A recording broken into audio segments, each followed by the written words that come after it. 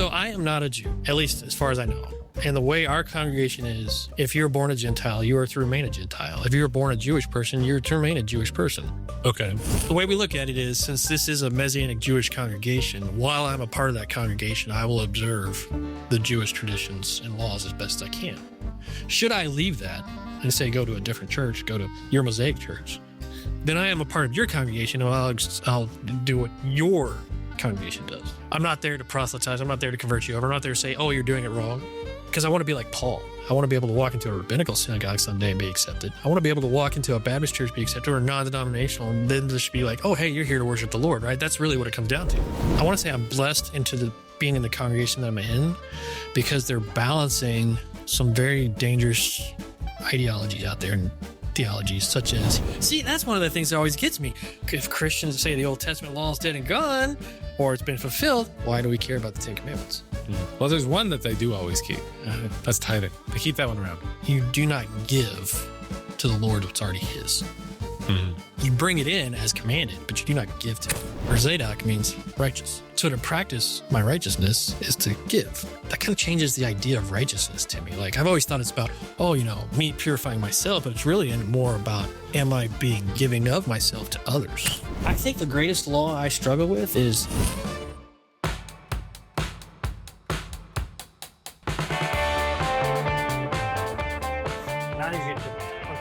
Yeah. All right, let's go for it.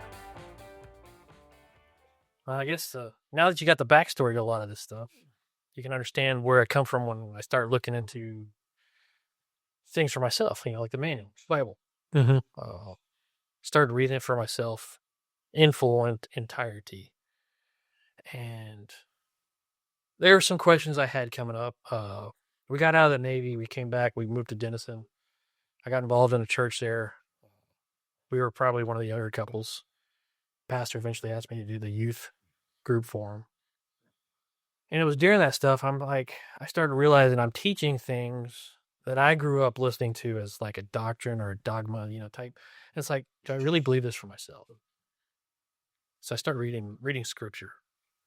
And I was like, oh, hey, I'm going to start in Genesis and work my way through it. Oh, man, I don't know if that ever works.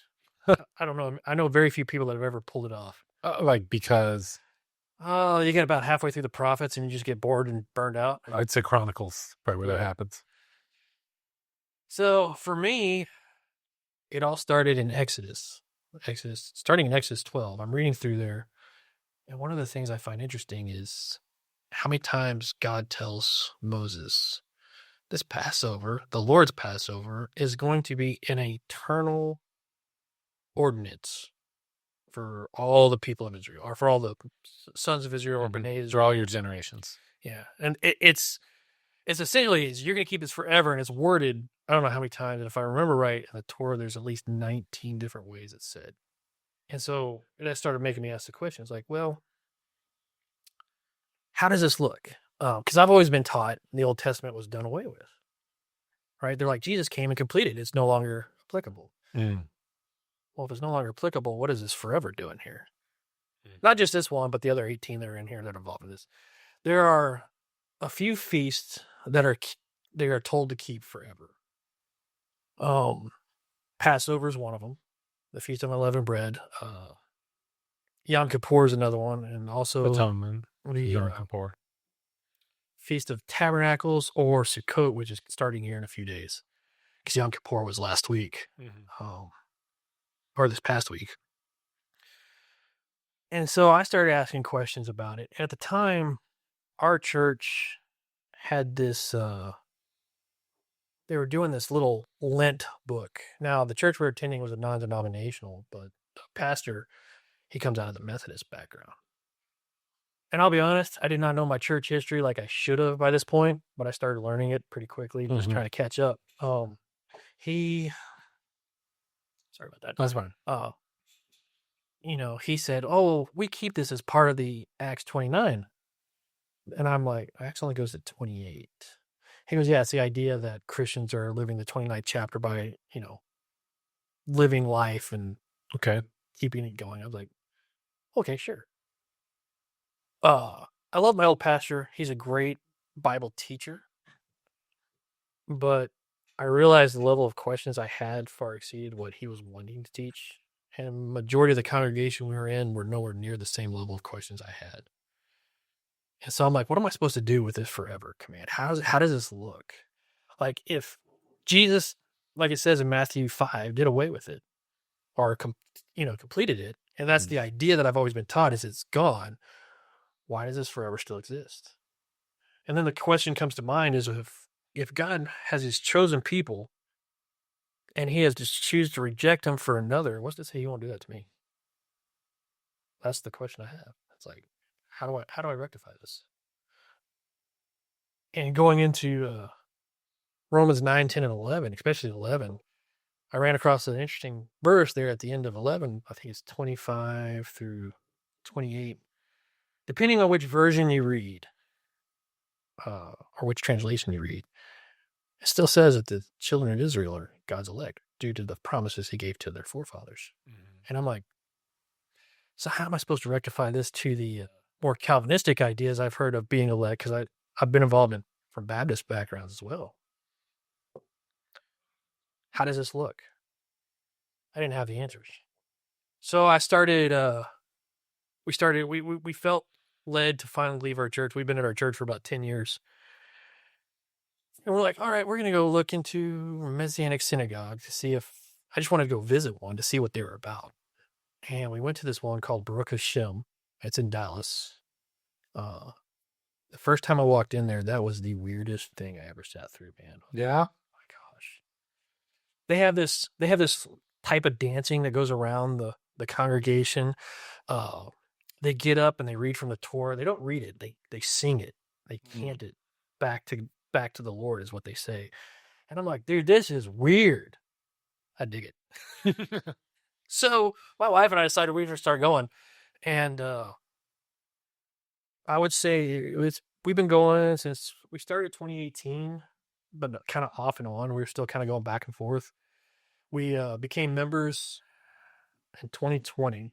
We started in 2019 to become members, but we finished the membership process in 2020.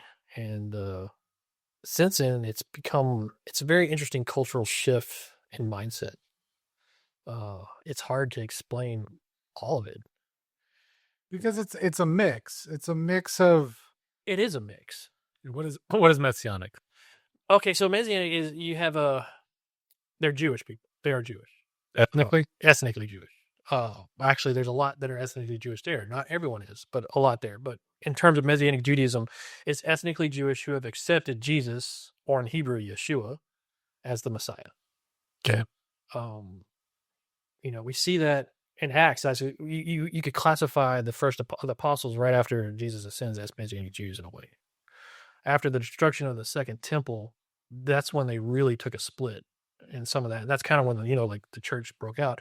After the destruction of the second temple, one of the things that came about was, well, how do we worship God like we're supposed to be called to? And that's when there was a council. I can't remember the name of it because you never hear about it in Christian circles, but it's still there in the Jewish circles, where the rabbis went out and said, hey, this is how we're going to, this is where rabbinical Judaism comes from. Okay. That's where they said, hey, this is how we're going to attempt to fulfill the laws now that we don't have a temple. Mm-hmm. And, later on, man, I'm trying to remember what year it was. It wasn't right away. But after a while, the rabbinic Judaism was like, we've got to flush these Christians out of our synagogues. And so they have certain prayers that they do, kind of liturgy. I don't know if you've ever done liturgy. No. I know the Catholics are huge in liturgy. Even the Methodists and Presbyterians have some in theirs. The Anglican Church also does liturgy, if I remember right. You looking up all the different ones that do? No, I just don't even know what liturgy means. It's reciting certain prayers and whatnot. Okay. Yeah. One of the prayers they recite is called the Amidah. Amidah means standing. Amad means stand, but Amidah is the standing prayer. And so it actually goes back to Ezra. From what I understand, the tradition teaches he's the author of the prayer. The way the prayer is set up is actually very interesting because it starts off recognizing God for who he is as the eternal creator, king of the universe, like actually assigning, like, it's not just like, oh, hey, Sky Daddy type, Daddy God, like you hear sometimes. This is, Daddy. you are the supreme creator, and we recognize who you are. Okay. You've made certain promises to us, and we ask for promises. Forgive us where we have failed. Give us what we need. Does this sound familiar? Yeah, I know this one. Yeah, I've heard this one. And so, we thank you. And Our we give thanks. our daily bread, right? Something No, similar, that's- because the thing is, when the apostles ask, how do right. we pray? And Jesus gets up and actually does that. That's where he drew it from. The prayer was already there. Mm. So this is something they do every time they're on synagogue services. They do it all in the mornings. So, this idea of how do we pray, he's kind of like, hey guys, y'all been doing this for a while now. Like, you should know this.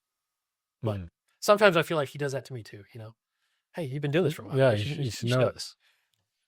Don't we all? If anything, what I've learned from Messianic Judaism has deepened my faith and understanding of the Gospels. Okay. If anything. But liturgy, is they do it as a whole, like the whole congregation participates. They stand and participate. Like a call and response. Yeah, very, very similar. There's certain prayers that you have a guy who's up chanting. They're called a hazan. And what's interesting is here in America, rabbis were not originally given the power to marry couples. The hazans were. Okay. That goes back in the 1800s. It's since changed to more of the rabbis doing it. But going back to that council, the rabbinical council, they added what's called the Birkat Minim. Birkat is a blessing, and Minim can be used in 7 different things. It's actually the word that's on my shirt. Okay. Minim. One of them is, to put it in English, it's the blessing of the heretics. Okay. They inserted this into the Amidah. There were originally like 12 different portions, and they added this 13th one in there. And the whole thing was to get the people who believed in Jesus to reveal their hand. Like, how do we flush them out? They didn't want them part of the rabbinical synagogues. They wanted to get rid of them. I'll be honest, I don't fully understand why there was such the rejection, other than it was required. Like, I know in Romans it talks about there was a hardening for a time. That's in Romans 11. It'd be like the blasphemers in the congregation. We got to get rid of them. Yeah, well, you had the hardening of it in order for the word to go out to the Gentiles. But then it's like, if I could, I'd provoke my Jewish brother to jealousy. And I'll get back to that here in a sec. But so they insert this blessing in there, and as a believer, you couldn't say it. You couldn't get up there and just say it. And they always took turns on who would get up and lead. So once you found the one that couldn't say it, that you knew, oh, he's a believer in Jesus or Yeshua, let's kick him out. Okay, yeah. Interesting. Yeah. And I want to throw this out there too. When it comes to Judaism in and of itself, there's many sects and variations of Judaism as there are denominations in the Christian church. Yeah, bad. They can't all agree with each other. Yeah. So, but so they split, and the question really for me was, okay, what was different about the way the early church was then to where we are now? Well, how do we get there? This is when I really started going into church history. And I'm like, so how am I supposed to respond to the idea that the Jewish people should come back? How does that look for them? Like, what I started really going into Paul's teachings and trying to figure out what's going on. The interesting thing with Paul is, with his teaching, they go, okay, we have the Jewish understanding of God, and now he, instead of saying, I'm only going to redeem my people, he's now extended this grace and salvation out to everyone else. Mm-hmm. And so the Gentiles are like, well, do we need to convert? And they're like, no, you don't need to convert. the circumcision thing. You're like, you don't need to do that. Instead, it's what? We abstain from sexual immorality, food given to idols, abstain from blood. I think those are like the first 3 from Acts 15. I'm trying to remember if there's any others. I mean, it was a few simple rules. Mm-hmm. It really wasn't that much. But over the course of history, the way the Christians have treated the Jewish people, I don't see why the Jewish people would ever want to accept Christianity. It hasn't been kind. Mm-hmm. And the first time I started learning into this, I was reading this book. It's called Blood on Our Hands, and it's from the perspective of Christians and how they've treated Jews. And my first thought process was like, hey, look, I don't like being associated with this. It's kind of like the idea that I owe reparations for something my family did hundreds of years ago that I have nothing to do with. But the more I look at it, the more it does make sense. Just when we told our initial church that we were going to leave them to go to a Messianic group, I had so many people come up to me like, "Oh, I'm so sorry you're leaving the faith." I'm like, "I'm not." Well, I think a lot of Christians don't know what Messianic means. This is true. Yeah. The word Messiah is right there in it. Yeah. The Greek version of Messiah is Christ. Mm-hmm. It's at this point, it's kind of, It's Christian, but in a different language. Yeah. And so I think that's one of the problems we have with it. Like learning Hebrew, I learned Hebrew through our synagogue, and oh man, it's just made the word more depth. There's way more depth to it than I ever thought. Greek's my next one, but I'm not ready for that yet. But I will hopefully be learning Greek sometime in the next few years, just because for me, I want to be able to read the old school text and see what I can get out of it. And I can understand how it's hard to translate some words and ideas into English. Here we go. For example, every English version in Job chapter 2, I think it's verse 10, when he's lamenting, his wife says, "Curse God and die." Mm-hmm. It does not say that in Hebrew. Okay. Instead, it says, "Bless God and die." Why do we change it? I didn't know the answer to that one. One of my Hebrews teachers actually one that pointed out to me. So when I went back and I started looking at the various different Hebrew texts as old as I can get, it's there. It says to bless him. Or it uses the term Baruch, same word. Bending of the knee is essentially what it means. But if you don't know the culture, then it doesn't make any sense. The culture is one of the last things a God-fearing Jewish person wants to do as they die is bless the Lord. That is their last final act on earth. They want to go out blessing the Lord. So they bless the Lord and die. Okay. Now, her intent was still the same thing, which was get it over with and die. You're angry. Why would it be changed to curse in English? I don't know. I don't have the answer to that. I think there may have been something. There's an idea like trying to change the idiom there. I don't know. I mean that's way beyond me when it comes to how English was translated back then. I'd be curious to see what the 1611 says about it. It says curse God and die. Definitely. Yeah. Okay. They all do. Yeah. Interesting. But But in the Hebrew, you said Hebrew, right? Yeah. Bless God and die. Yeah. I don't know if you looked at was I right in the I always forget addresses. Job 2:10. It's Job 2. I always forget the 2:9. address. 2:9? Yep. Yeah. Hold on a second. Let's swap this over. I use various Hebrew versions. Now, it doesn't mean I can actually read and translate it for you all the time, like super quick. But 2:9, you said? Yeah. Oh, let's cover them at 9. Yeah, I would want to ask Wes Huff about that. That'd be interesting. Yeah. So this word right here is the Baruch. Okay. And that means blessed, the Benzani. Okay. There's no negative in there. There's nothing in there to make it negative in the wording.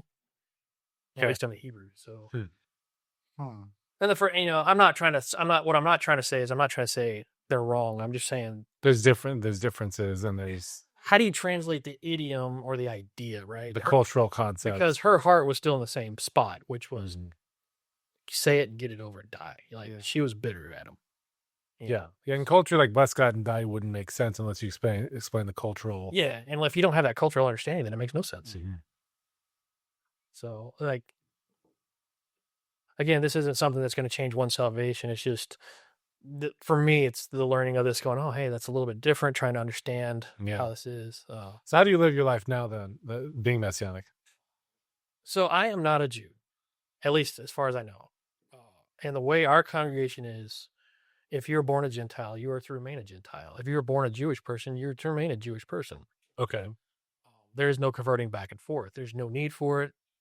Jesus has as opposed to like in Judaism where you would convert? Yeah, in Judaism you would convert. And converting to Judaism, I think I heard y'all mention this before once, when you try to convert into Judaism, like Orthodox Judaism, the first 3 times you try, they're going to tell you no.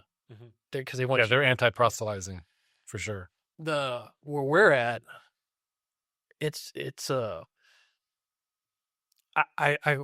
trying to think how to word this. I want to say I'm blessed into being in the congregation that I'm in because they're balancing some very dangerous ideologies out there and theologies such as Hebrew roots. I don't know if you're familiar with Hebrew roots. Explain.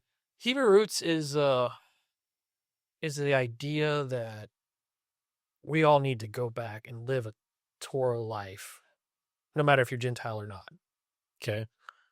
And the thing is, you don't need to. Like, the Torah is specifically for Jewish people, like, to live a Torah biblical life. Now, what does that look like? Like keeping the feasts every year, keeping Yom Kippur, keeping Passover, keeping Sukkot, trying to, as best as you can, keep as many of the rules as you can, essentially, in some aspects.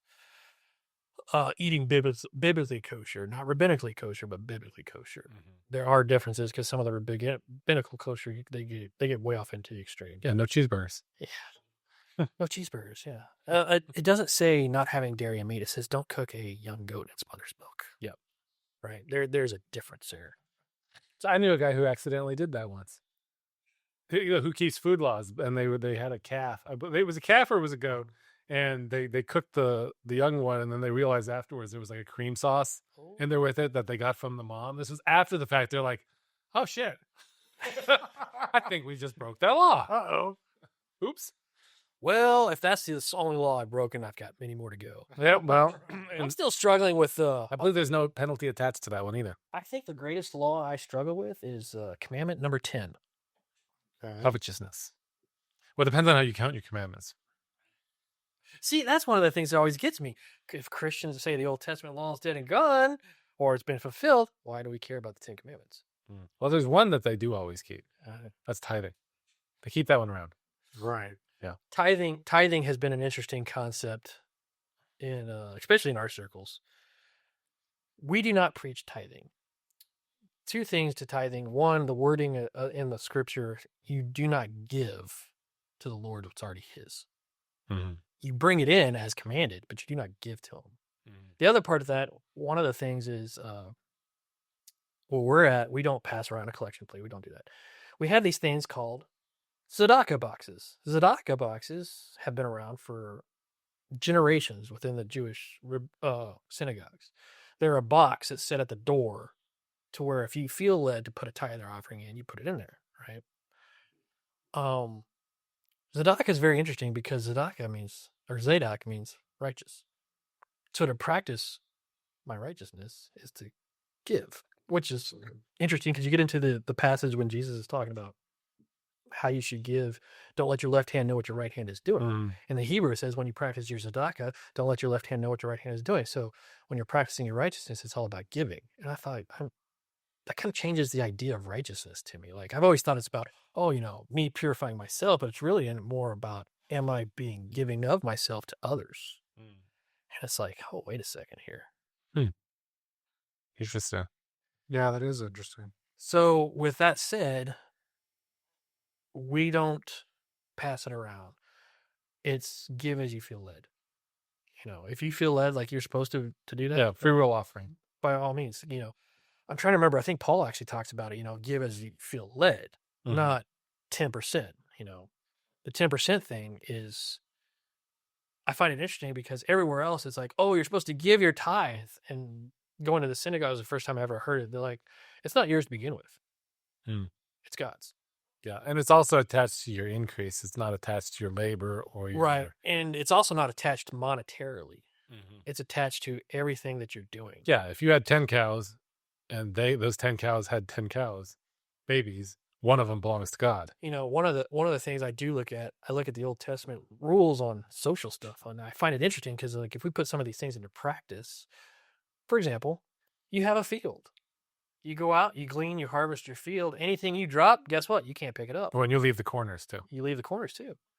I find that interesting because it does leave for the poor, but they still have to come out and work it. So it still covers the whole thing of them coming out and actually doing something. Yeah. But you're blessed enough that you can just drop it and walk on. Yeah. So, you know, how does tithing look? If you ask any of my two rabbi friends, they just tell you, hey, give of your time, give of your service, give of you. Right. But the word using tithing is like, it's not a tithing structure anymore, because that would have been done away with the temple, because that was a very strict, that was a legal terminology. Yeah. So yeah, they don't force that. They don't, like I said, they don't force converting back and forth. That's one of the things that we're against in that aspect. The way we look at it is, since this is a Messianic Jewish congregation, while I'm a part of that congregation, I will observe the Jewish traditions and laws as best I can. Should I leave that and say go to a different church, go to your Mosaic church, then I am a part of your congregation, and I'll do what your congregation does. Does that make sense? I'm not there to proselytize. I'm not there to convert you over. I'm not there to say, oh, you're doing it wrong. Because I want to be like Paul. I want to be able to walk into a synagogue and be accepted. I want to be able to walk into a rabbinical synagogue someday and be accepted. I want to be able to walk into a Baptist church, be accepted, or non-denominational, and then just be like, oh, hey, you're here to worship the Lord, right? That's really what it comes down to. Now, the way our synagogue is set up, our services are very similar. And this is where I found it interesting. It's very similar to what you see in any church. We come in, we have a worship service. We do the liturgy. They read from the Torah. And they will take the Torah, and that's one of the things they like to do is they take it for a walk around there.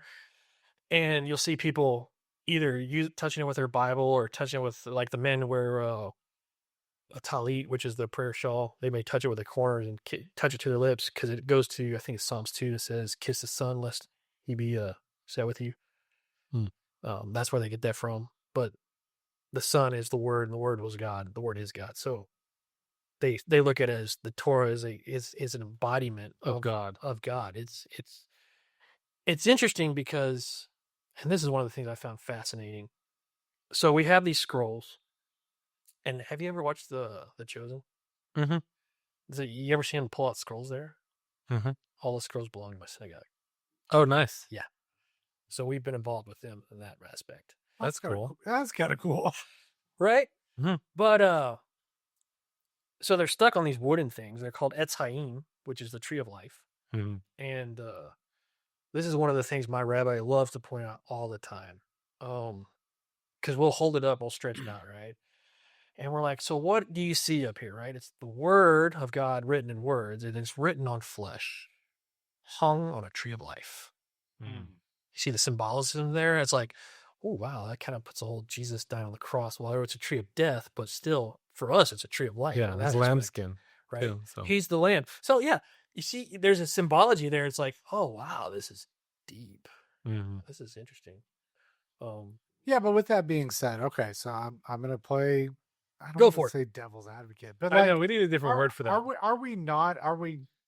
And not to. I don't want to start a debate with you with regards to your synagogue's traditions and how they move the Torah around and touch it and revere to it. Is that not putting it at a place of more ideology and I don't know. You mean idol? Idol, yeah. Sort of like what Catholics do with the statues and stuff. Hey, listen. Hey, they got rid of it. They clipped out that commandment. They don't have the thou shalt not create. That's actually something like. So I have a dear friend of mine. He's a Spaniard. He's from Spain. Him and his wife are. His wife is actually a Farsi, or she speaks Farsi. I'm sorry, she's Iranian. Okay. Grew up in Spain. They moved to Australia. Must have an interesting accent. He does. Right.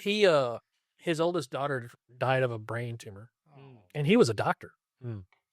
And at the time, he was attending a Messianic congregation there, the only one in Sydney, Australia. And they're like, hey, we've been asking for a pastor to come to us that went to Dallas Theological Seminary. Well, it turns out he ended up being the guy going to Dallas Theological Seminary, getting the degree. Now he's back there. He's technically a rabbi teaching them, and he's not a Jew. He's a Gentile Spaniard in Australia who got his teaching here in Dallas, right? That one's a fun one to explain. But his wife had the same question. She's like, because she grew up in the Roman Catholic Church faith. Now, since she became a Messianic Judaism, she can never set foot in Iran. They'll kill her. She's a heretic. Interesting. Did she grow up? You said she grew up Catholic, though. Well, yeah. Or was she Muslim? Because they were in Spain, but her dad's Iranian. So, like. But they weren't Muslim, or maybe he was prior Muslim. I honestly don't know. Okay. I just know that because of where she's at in her faith, she can never go back there. But she had the same question. Like, she felt like it was very similar to the Catholic, because I know some of their family, especially in Spain, Catholicism is huge. Oh, yeah. What's the difference? And it was really that scripture where it says, kiss the son lest he become angry with you. And it's one of those things where, like, my kids are like, do you want me to touch him? I'm like, no, you do how you feel led to. I'm just, they want to walk the word of the Lord out amongst its people. That's the way I view it. Yeah. And I don't think you're saying it's the physical embodiment of God. No, but there's a symbolism there that I find. I mean, because you can look at the way my dad treats the 1611 and say, ooh, that looks a little bit like an idol there. You can say that. Yeah, it's just very interesting to, I don't want to say parade it around, but just, I don't know. What's the difference between that and, say, like Stanley Cup? Oh, I'm not saying that's right either. That's definitely an idol. Yeah, I'm just throwing something out there, right? Like, we have these kind of things. Not a graven image because it's a cup. It's graven image of a cup. Or how about this, right? How many people have churches where your kids can't run to the sanctuary because it's a holy sanctuary? Reverence and respect. We allow our kids to run and dance. My mom gets on people for wearing hats in the sanctuary. Which is weird because we cover our heads, right? Yeah, you do the opposite, yeah. And the whole reason why they do that is it's a physical reminder of their position. We are below, the Lord is above. And from, like, the other perspective, it's I'm going to use that next time. A man not to wear a head covering in before the Lord, a woman is to wear a covering. That's the part that gets me, because, like, I'm like, wait a second, Paul was a rabbi himself, and he wore a head covering. So how do we know he wore a head covering? Because of his background training in the Pharisees. Yeah, but do we have proof that it goes back that far? As far as I know from them, yes, but I can't definitively tell you that answer. Okay. And you know what? One of the things I have definitely come to respect the rabbis where I'm at is they don't always have the answers. Mm-hmm. Every church I've ever been into, when I get into a theological discussion with elders or pastors, they always have to have an answer for everything. So it's kind of like ChatGPT. Yeah. There's always got to be an answer. And these guys, even if it's wrong. These guys, there's times where they're like, you know what, I don't know. I'll come back. And I honestly don't know the answer to that one. And I'll try and look it up and come back to you. Our Terrell's like that at our church. Like, if you ask him something he does not know the answer to, he'll say that. But yeah. So yeah, they do the Torah. They sing it back because they want to be happy, and the fact that they're not just reading the word to the people, they're singing it back to the Lord, who's the author of it. It's a form of praise and worship. And they do all this, and every time whatever portion they read, this is all planned out. Like, I could tell you for the next 7 years, I have to pull it up. It take me a while to pull it up, but we have the next 7 years of what's going to be sung or read on the Sabbaths or Shabbat, is the term we use. Yes, they do. They do keep services on Saturday because they view it as the way they do it. They're not going to sit there and be like, "Oh, a Christian church worships on Sunday." Shoot, half our congregation will come in on Saturday, go to ours, and then go to a different church on Sunday. That's the way they are. They just love worshiping the Lord that much. And for us, it's not a matter of salvation. It's just how they feel like they're led to lead their lives. Their goal is to be as traditional to a synagogue as they can, up until the point, so that way they can get a traditional Jewish person to come in there, and they want the traditional Jewish person to feel like they're like, oh, hey, I'm at a synagogue, I'm at home, and then all of a sudden, oh, hey, who's this Yeshua guy? Because they want them to have to wrestle with who the character of Jesus is, right? Not by how they're living their life, but by who Jesus is. They want the Orthodox Jewish person to have to deal with that. I see. That's their way of going about it. Mm-hmm. So it seems like they're pretty open to anyone coming in. They are also very quick to make sure it doesn't get too weird. What does that mean? Like we've had people come in who talking in tongues. You ever been to like a Pentecostal church? Oh, yeah. Where they start talking in tongues? We grew up hopping denominations. Oh, my man. dad liked to toy with them all. I remember going to an Assembly of God youth group camp or youth camp years ago, and they're like, you don't have the Holy Spirit in you unless you speak in You're tongues. not saved Yeah. unless you've spoken in tongues. And what's funny is my sister went to an Assembly of God school, Southwestern Assembly of God, and she's like, well, they didn't teach that. I'm like, they may not have, but their lay people do. And it's still prevalent. It's still out there. Mhm.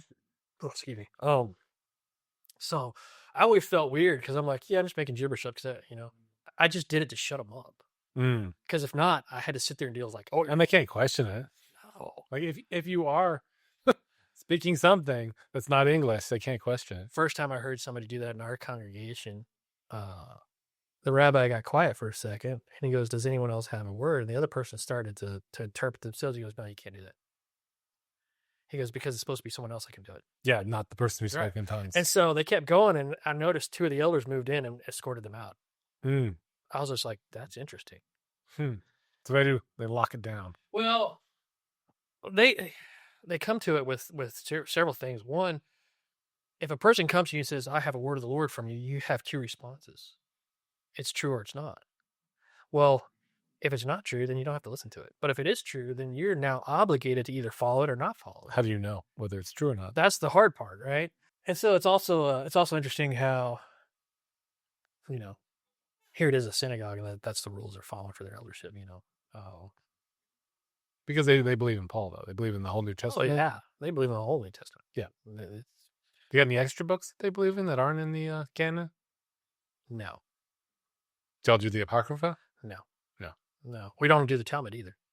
Okay. The Talmud is, the way we view it is, it's great for historical. Define what the Talmud is.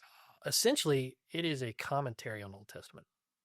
It's Okay. a commentary upon commentary upon commentary and an argument upon argument upon argument over the centuries of rabbis going back and forth over what exactly is being interpreted Okay. here in just the Torah. That's it. Like, So it'd be like our commentaries on the New Testament and stuff that, right. Martin D. Lloyd Jones and those kind of things going around. Yeah. We don't treat it as they're part of the... We view Kabbalah as mysticism and not to be practiced. Yeah. Because you get into that stuff, it's like, ooh, yeah. This is What's Kabbalah? it's the idea if you say a certain thing correctly or you hold your hands correctly, that something come about. So it's kind of like spells. Yeah, essentially. In fact, you Star Trek fan? Hmm? You a Star Trek fan? I know he is. I wouldn't say necessarily. The Vulcan sign for live long and prosper. Do y'all know where that comes from? No, The Kabbalah, right? Yeah. that's Kabbalah. This is Kabbalah. Leonard Nimoy is Jewish. Yeah, no, there's a lot of that throughout entertainment. He initially put this up to mock his faith. But if you watch some Jewish people when they pray, when they go to do what they call the Birkat Kohanim, which is always the Aaronic benediction, right? All of a sudden I'm forgetting everything. May the Lord shine his face upon you and turn his face toward you and heal. You'll see some of them stick their hands out like this. Okay. That's Kabbalah in some aspects.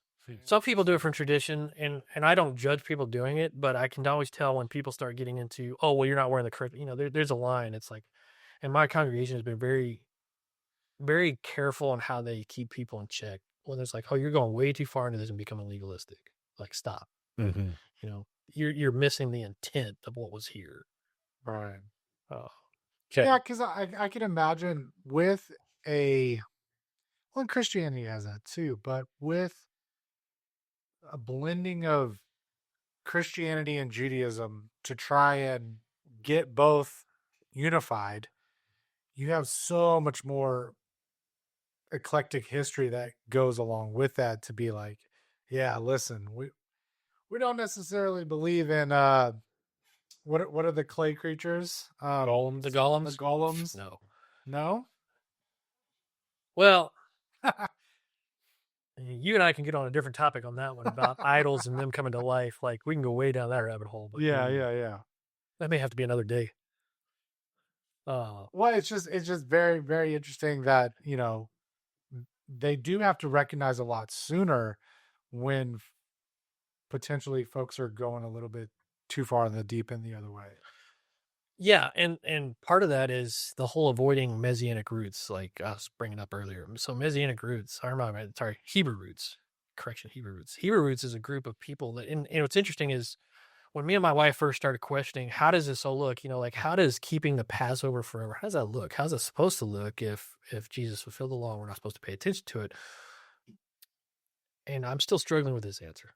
I will probably struggle with this answer for the rest of my life because it's one of the things I have learned in the congregation I'm at is you don't always need the answer. It's the fact that you ask the question and you're trying to answer that question for the rest of your life is your journey. Mm-hmm. Right. But I guess the question is, which aspect of the law did he fulfill in his death on the cross? Right. Because he didn't fulfill the 10 commandments. You don't fulfill those. You just keep them. So when it comes down to it, how many sacrifices are sin sacrifice versus all the rest of them? Mm-hmm. There's only like one little small section on the sin sacrifice, and everything else is all this other stuff. But the temple was done away with in a manner that we no longer can sacrifice. True, but it's also a foreshadowing of what's in heaven. Mm-hmm. So does it still exist in heaven? I mean, it talks about the sacrificing of animals. Yeah, like I don't really get that. So I actually have been taking courses in Messianic Jewish Studies for a master's degree. I'm working on it, the King's University out of Lakeview, Dallas. Okay. Or Lakeview. Is it Lakeview? I always forget the names. So it's over there in the DFW area. Okay. One of the professors I had when we were talking about just the Torah in itself, I was like, so what does a sacrifice look? He goes, basically it comes down to it. You could think of it, it's a giant barbecue. I'm like, never thought of it that way. Yeah, because you eat it. Yeah. Everyone eats it. Right. And one of the things All right, wait, explain. What do you mean it's a giant barbecue? What does it smell like when you're cooking cow, beef? Unless it was a burnt offering. A burnt offering was intended to be burnt entirely. Yeah. And it's just ashes. Whereas most your sacrifices were to be cooked and consumed essentially. Yeah, because they would take off some and the priest would eat off of that. Yeah, essentially it came down to that's how you fed your your Levites was through all the offerings. Exactly. So part of the offering setup was, in a sense, a way that you tithe to take care of the priests who are standing in for you. Right? Yeah. Right. One of the things going back to like Yom Kippur, right? You look at Yom Kippur, the priest has to sacrifice a bull for himself and then just a goat for the rest of the nation. It's like, why one big animal for you versus a goat for, and as the way I've heard it put is like, do you let your teenager approach you when they stink? No, you make them take a shower, right? If a group smells, you can deal with them further off. But it's kind of like sin, like God only he's going to let the other person come closer. He's going to require more of them. Man, the Yom Kippur story, because I just went through this. It's an interesting, fascinating, and there is some things in the Talmud that actually point to Jesus in it. One of them is the fact that, as tradition tells, if the Yom Kippur service is done correctly, you transfer the sins of Israel onto this goat, or the scapegoat, which is where the term literally comes from, and then you send it out to Azazel, and it gets transferred to that guy, which I'm not sure what he did. Actually, I've read up on what he did to piss the Lord off, right? Like, you have to ask yourself, what did you do that the Lord's like, I'm going to transfer all the sins of my people onto you every year? I think he's mentioned in Enoch 1. Yes, there is some Apocrypha there, but only Enoch 1. I'm not going into the other one. Enoch's not quite. It's not part of the King James Apocrypha. So I have to throw this out there. So as a synagogue, we only teach from Scripture itself, nothing external. Sometimes we'll be like, oh, hey, you may want to look at this to get a reference on that. But when you say Scripture, like, what is Scripture? Like 66 books? Yes. Okay. Just that. So the thing is, like, from my perspective with the 1611 and King James in general, the King James Bible had the Apocrypha in it always up until the 1800s. Interesting. And then it was taken out in England or Europe before the Civil War, after the Civil War in America. See, I find the Book of Jashir to be very enlightening. See, Jashir is not in the Apocrypha. It's not? So the 14 books of the King James Apocrypha are like 1st and 2nd Esdras, Tobit, Baruch, First and Second Maccabees, Can I know what Baruch Esther means? 2. Yeah, Esther 2. Well, that was the guy's name. It means blessed or been. Ecclesiasticus, Wisdom of Solomon. There's 14 books, but like Jasher is not one of them. Although Jasher is referenced by Joshua, when as it's written in the book of Jasher. I find that to be enlightening to give some backstory to things. I also find Enoch 1 to be very enlightening in terms of giving backstory. Yeah, Esther's interesting too in that it picks up in chapter 10, verse 4. I equate it to giving more historical text Right. insight to it so that then you can, when you do read through the 66, I feel like it adds a lot more context and with regards to certain things that you may question and be like, why did God command them to go completely wipe out this people? Well, here's one for you, and I just learned this one recently. The idea of wiping a people out, like as we think of it, it's completely exterminating all of them, right? Genocide. Except I've recently come to understand that there was the idea back in the day that wiping them out was you have destroyed enough of them that they are no longer a political threat. Okay. You didn't kill everybody, but you essentially destroyed them to the point where they no longer bother you. But where it's like the Amalekites, and God told Yeah. Saul to go kill every man, woman, child, animal. Yeah, you definitely have references where Samuel comes back and says, "No, the presence of God's going to leave you because you didn't wipe them all out." Right. Some of the, And then Saul got killed by an Amalekite, or he fell on his own sword. Yeah. Pick your story. Yeah, it's very interesting. I just don't know why American Christians as a whole probably just don't even want to potentially read it. They don't even read their own Bible for a large portion. So there's this. I have found biblical illiteracy in the church is rampant. Yeah. Like we just kind of like, we show up on Sunday morning, we believe these set things, and we don't really work out our own faith. Yeah. I'm sorry to everyone. I don't want to shit on Christians too much, but I'm not gonna. I lump us all together. We're all together because we all believe in Jesus. Yeah. yeah. That's how I define Christians too. There's plenty to complain about with all of us. I will say this congregation is the first time, like I've taught, I've given sermons before in other churches. I've done that kind of stuff. This congregation is the first time where they're like, "Hey, we want you to lead the men's group." I was like, "Oh, I ain't going in there." Like, why not? I was like, "Those guys know more than me." It's like, the first time I felt led to teach, I was like, all right, what am I going to teach on? And the only way I know how to answer this is I keep getting certain scriptures that keep popping back up. And then the first time it was had to deal with how we as men were leaders, and I taught on the topic of judge not lest you be judged, right? I'm like, oh great, I'm going to go on judging. Why are we going down this road, Lord? Like, what's going on here? And it comes down to it's not so much judge not lest you be judged, but the whole whatever manner you use is going to be used against you. Mm-hmm. And it's like, how do you respond? How are you responding to other people who judge you, right? How do you respond to that? I think that's more a reflection of our character in many aspects that people will pick up on. Yeah. Because think about it. How many people want to be like, don't judge me, right? I'm a little bit different when it comes down to it. I'll be like, judge me. You're going to find out I'm a big, giant screw up. What I want you to judge me on is how I respond when I get corrected. Yeah. That's what I want. The don't judge me people tend to be pretty judgy. Oh, yeah. As well. And the thing is, it's what manner you're using it. Like if I come to you and say, hey, man, look, the way you're living your life is detrimental. It's going to cause pain down the road. I care enough to say something. Yeah, you're saying it for them, though. But, if you come to me and say the same thing, I'm going to listen. Right? I'm not going to be like, oh, yeah, you're going to hell. I'll say that about any Texas A&M Aggie. Oh. Sorry, I went there in 2012 and I left. So you made this statement earlier, I think, about the danger of a Torah-led lifestyle. What do you mean by that? Well, I was talking about the Hebrew roots type people. They teach this idea that we all have to live that way. Everyone that's a follower of Jesus has to live that way. So they're still Messianic. They still believe in Christ. Yes. Okay. And but the thing is, it's a balance of who actually is called to live that way. Where we're at, if you're Jewish and you You're called to live that way as best you can. You're not going to be able to pull it off, right? There's no way. All of sinned and come short of the glory of God.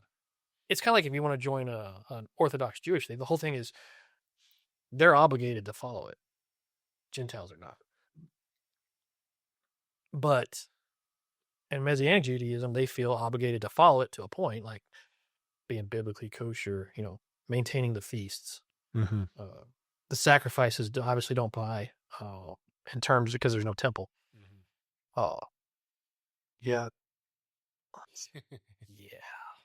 We'll see how that goes. I'm curious how that's going to play out because I don't have the answers to that one.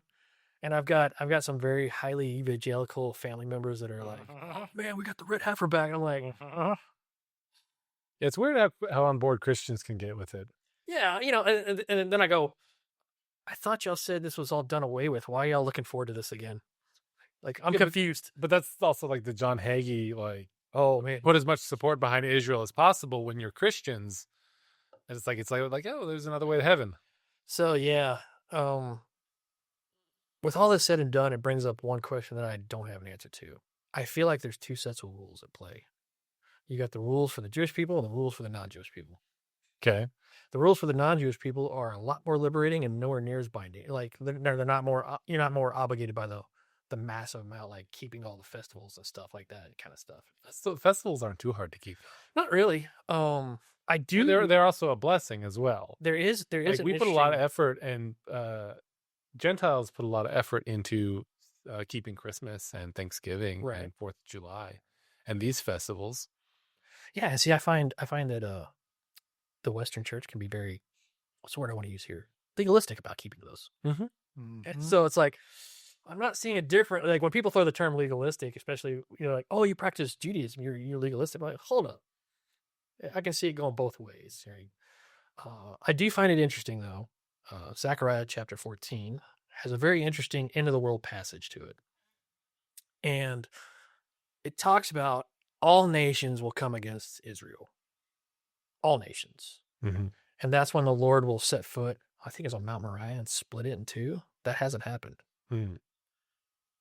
But when that does happen, it goes through that and it talks about a great war that takes place. And then after the war, it says all the peoples on earth, if they want rain on their land, will have to practice Sukkot. Mm. And I'm like, well, that's interesting. What is Sukkot? What is a Feast of Booths? What is a Feast of Tabernacles? It's a yearly reminder that, hey, you guys were once wandering in the wilderness. Wandering. And also there's something very interesting going on during the temple at that time. So you have Yom Kippur, which is a national day of atonement. Mm-hmm. Then during the Feast of Booths, they sacrificed 70 bulls. They started off with a small number and kept going up a larger number by as day goes on. They represented the 70 nations. So Israel was supposed to intercede for the sins of the other nations. Mm-hmm. And I find that interesting. The purpose of Israel was to be a messenger to the whole world. Right. Instead, they became, hey, we're going to just suck this up to ourselves. Mm-hmm. And yeah. Which is why God ultimately ended up taking it away, because this national thing wasn't working out. Right. But is he going to bring it back? I mean, there's clear indication on some level, yes. For me, like one of the things, if you were to attend our synagogue, we have it written in Hebrew, or what we call the Ark. The Ark is just not the Ark of the Covenant, but an Ark is anything that a box. Yeah, a box. It's what holds our Torahs on the backside of our stage, but it says Baruch haba b'shem Adonai, which is blessed is he who comes in the name of the Lord. Because Jesus makes a very interesting prophetic statement the last time he walks into Jerusalem before his crucifixion. It's long have I wanted to gather you in like hens do, like a hen does her chicks. He's quoting the Apocrypha there. But you will not see me again until you say, blessed is he who comes in the name of the Lord. Now he's talking to Jerusalem. And so the way I do this, when I'm looking at this, I'm like, all right, what does this mean? I think about how a nation identifies as a religion of some form or fashion. Mm-hmm. I think back to when President Barack Obama was in office. He made the statement, we're no longer a Christian nation. Oh, my kill friends got mad. He can't say that we're a Christian nation. I was like, no, the heart of our people is not a Christian nation. We're secular. So he's not wrong. Mm-hmm. What would happen if all the Jewish people became believers? Paul says when that happens, there'll be life from the dead. Mm.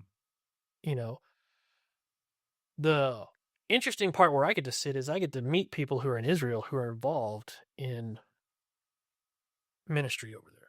Now, they have put a stop to what they call the making aliyah, or bringing people back freely. They were given 3 generations after the World War II, from the Holocaust period up to now. The 3rd generation would be right at the end of X, beginning millennial type age frame. So people about our age, essentially. You know, they're very strict in who they allow in. Like, if you're an Arab and you're a Muslim, they'll let you in. If you're a Christian, they'll let you in. If you're a Messianic Jew, you're blacklisted. Get out. Really? Yeah.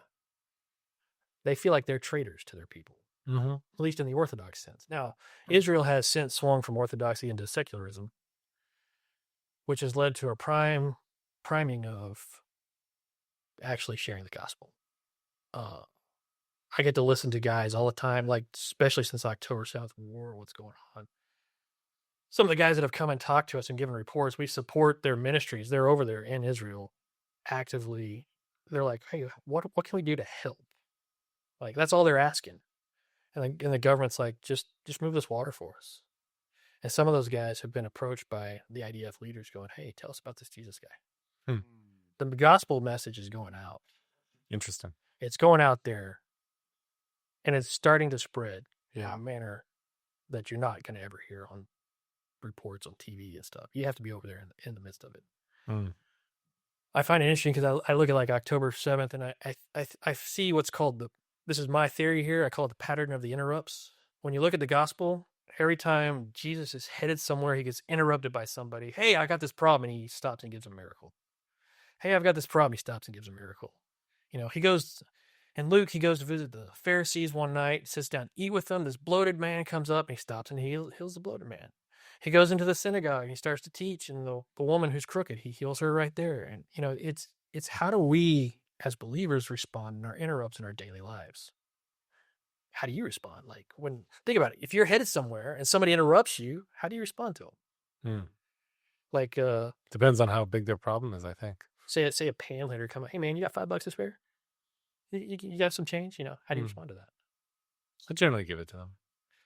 I generally don't give them any money. I know there's 2 sides of things, because it's like, okay, well, I'm giving you this money as like an offering, kind of in a tithing sense, you know, for the poor.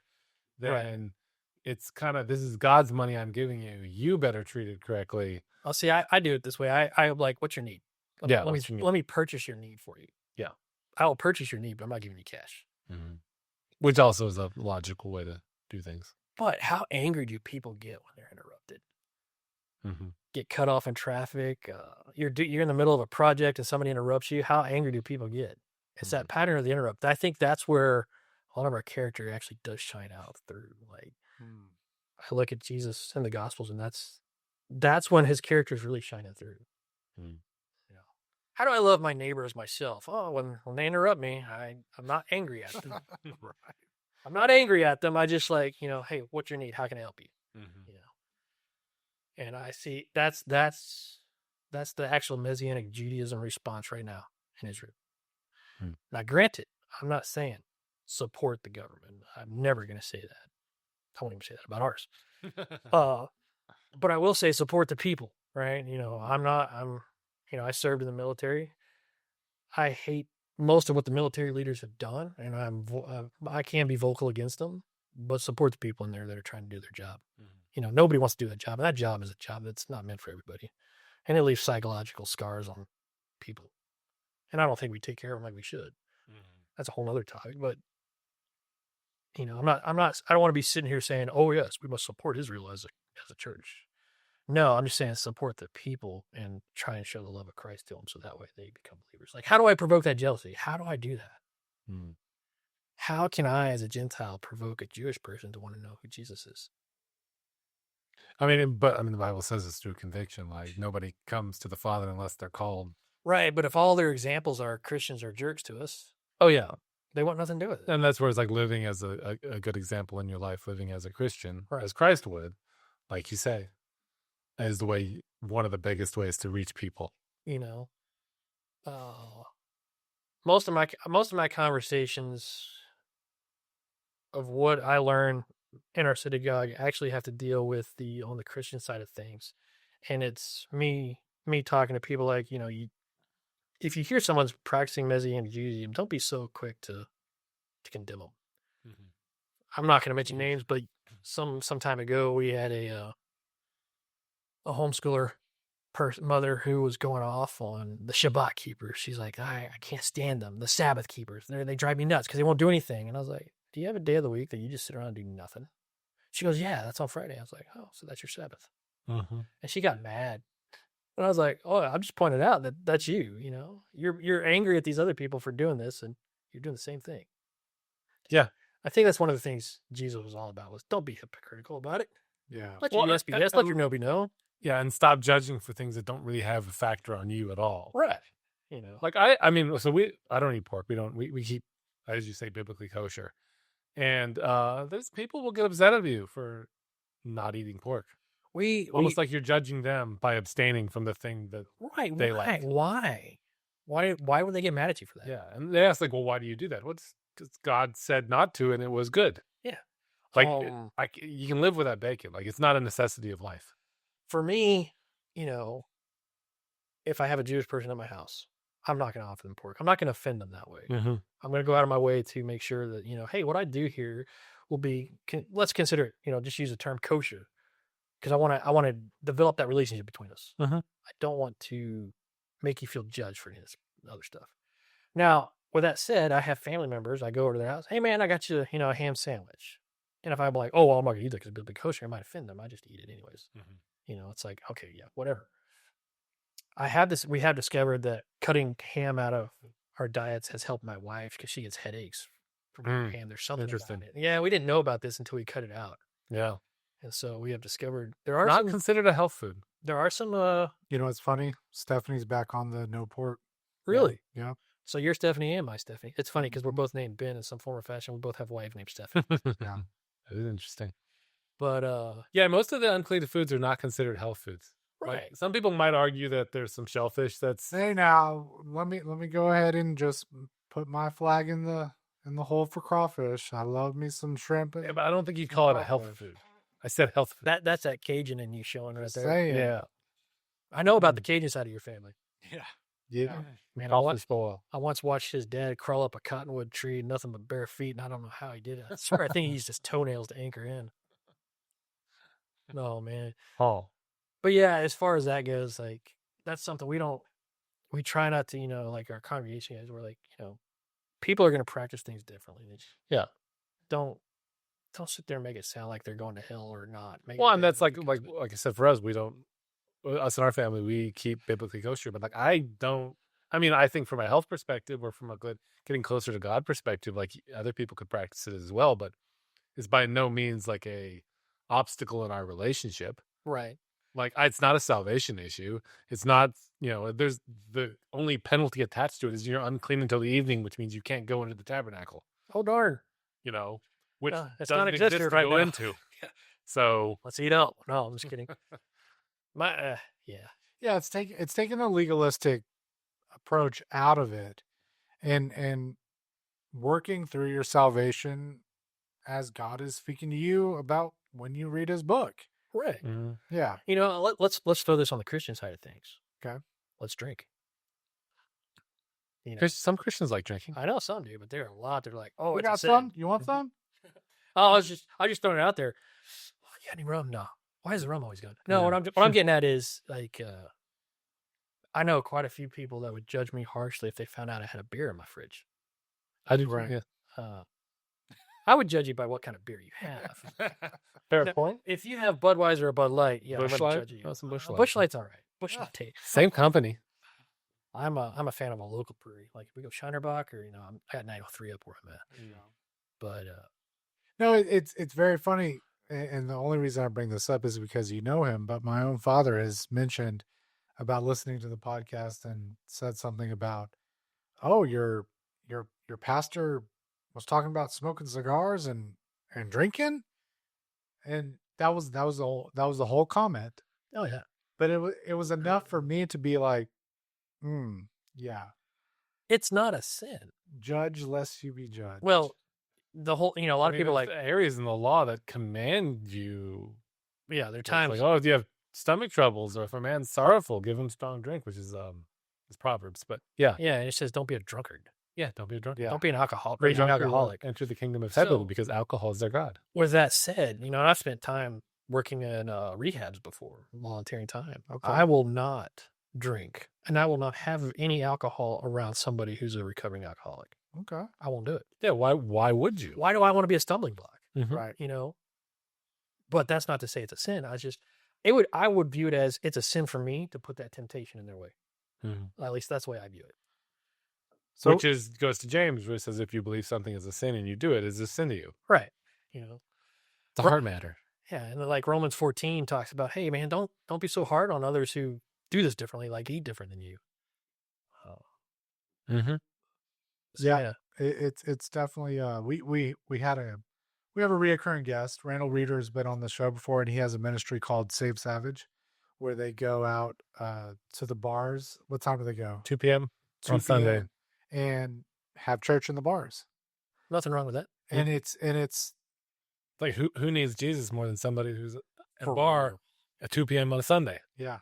And he's saying I would go ahead, and I don't like using this terminology much, but I think he's seeing a revival, really, of just, he's starting a lot of different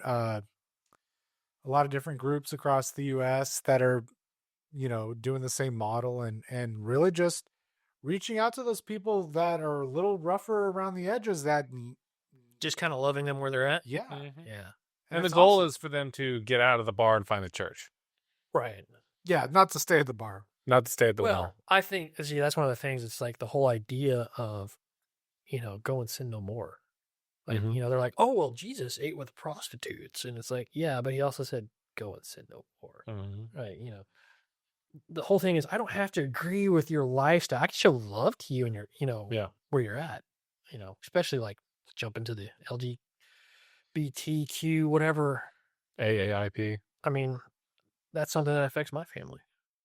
I don't want to go into that one here, but we're dealing with it. And it comes down to it is, I still love you Yeah. and not agree with you. It doesn't mean, but it also means I don't need to be a jerk to you. Like, Mm-hmm. I don't need to be sitting there going, oh, you're going to hell for this. It's like, well, how do we heal the hurt that put you here? Yeah. That's what I want to know is, how do we heal that hurt? How do you fix that hurt? If you can learn how to fix that hurt, or at least pray for that and see where the Lord heals that hurt, I think you'll see them redeemed. Yeah. Because I believe in the total redemption of mankind in all forms or fashion. It's just, how do you get it there? So How do I live my life that strikes that? So, we were just talking about this the other day. What do you land on? Everybody sins every day. How'd you put it, Amos? Sin until the day you die. Sin until the day you die. I'm going to go with yes. Interesting. Yeah, because how many times are you selfish and don't love your neighbor?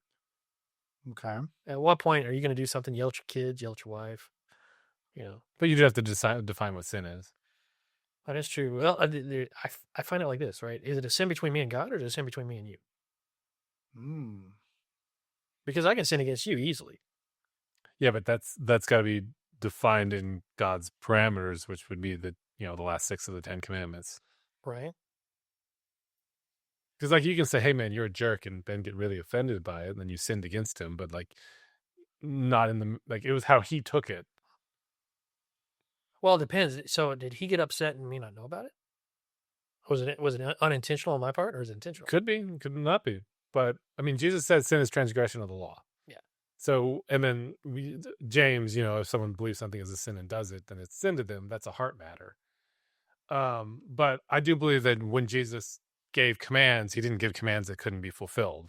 So when he says, go and sin no more, I believe, well, the thing is, I have not hit that point where I'm perfect. So, well, none of them. And we're commanded also to be perfect as your Father in heaven is perfect, but it is a journey. It's a journey. And it's not a like looking down on others and saying, you're a sinner and I'm not. It's we're called to be better. We're called to be perfect. We're called to not sin anymore. And so that's what we should be striving toward. Exactly. And don't take that line of questioning to be a gotcha. I'm just no. These are the office thoughts that we typically What go part through. of I break commandment number 10 did you not get?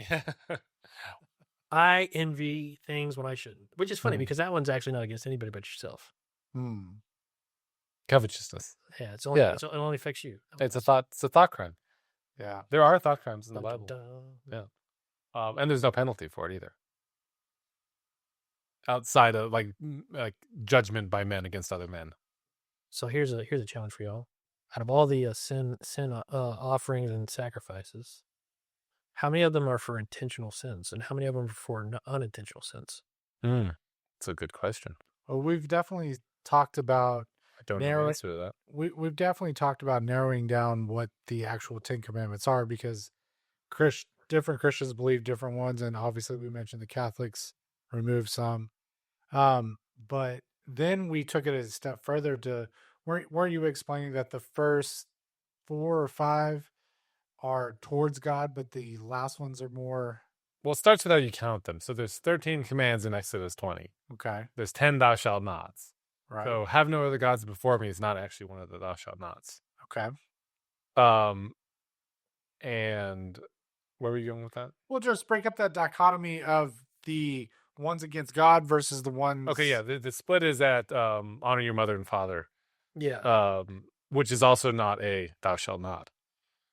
The ones prior are like no graven images, remember the Sabbath day to keep it holy, thou shalt not take the Lord thy God's name in vain. All those are like toward God.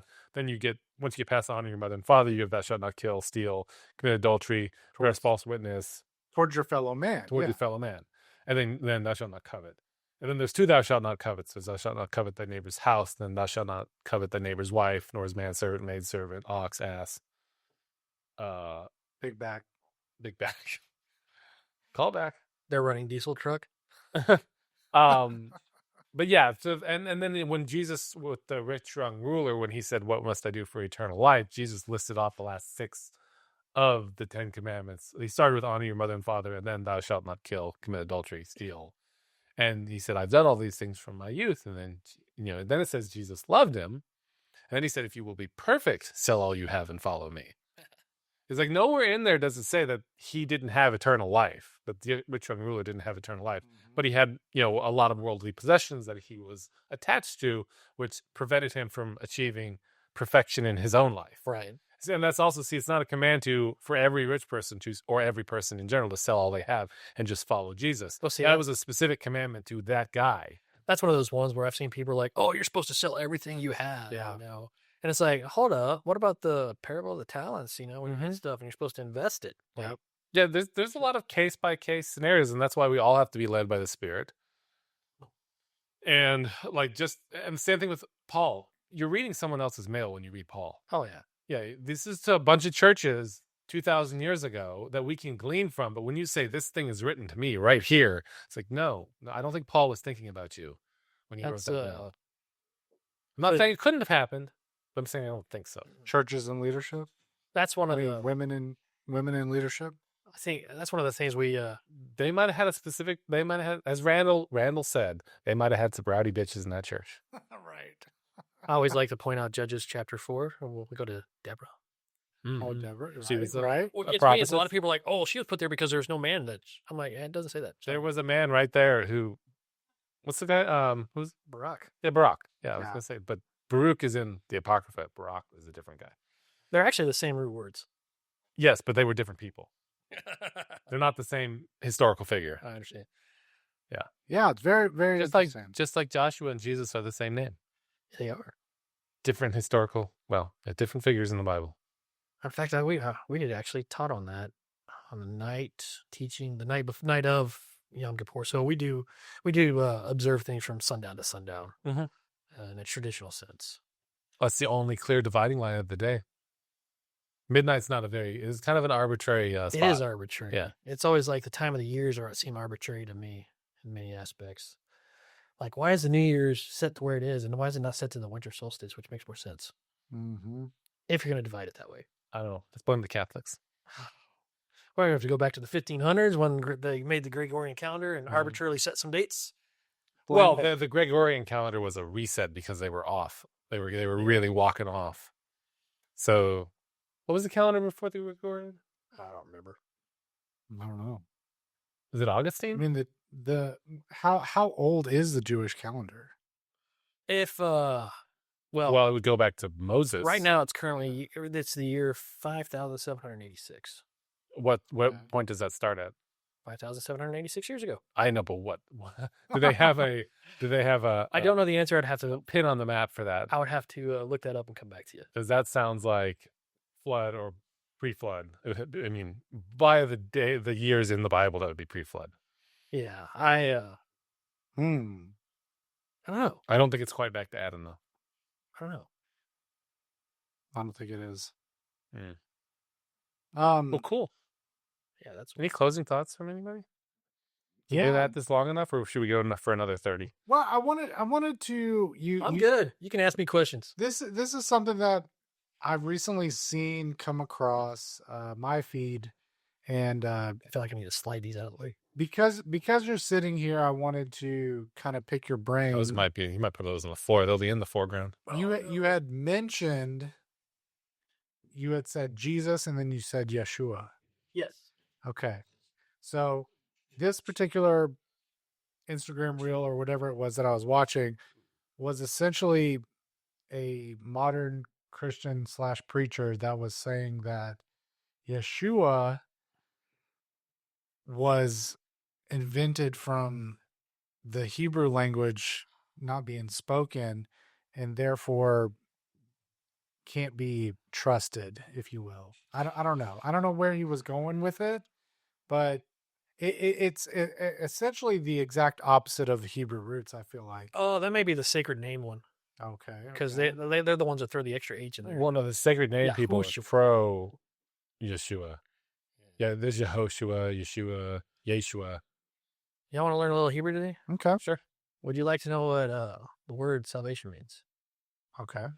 Yeshua. Okay. That's the word salvation in Hebrew. Based on the fact that it wasn't a spoken language and there was such a big, huge gap between. We're talking written Hebrew or spoken Hebrew? It's been spoken the entire time, though. Okay. They brought it back, and like it wasn't used as a normal language. I don't know enough about it. That's what I'm saying. saying. Ben Yehuda, late 1800s. Yeah, they. he brought it back to be more popular, but it was still spoken in some form. I know. I think it was completely. Have to go back and double Because check. nobody knows what original Hebrew sounded like.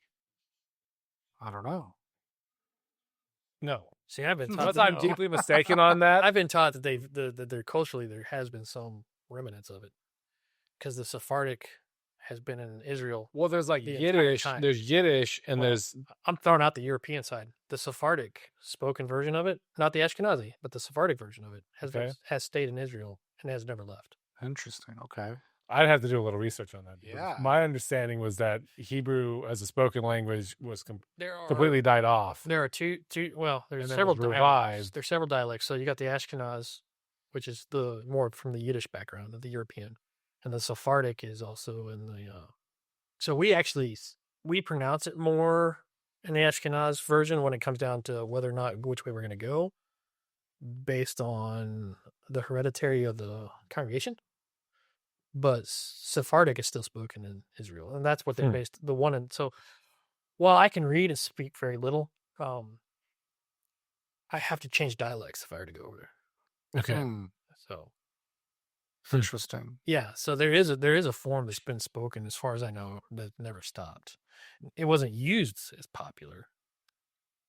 I mean, think about it like, a Hispanic person moving up here to America, their family speaks English, but they still speak Spanish behind the doors. It's kind of similar. Now, Yiddish is like using the Hebrew letters, but it's actually based off of German, like a Russo-German type Okay. language.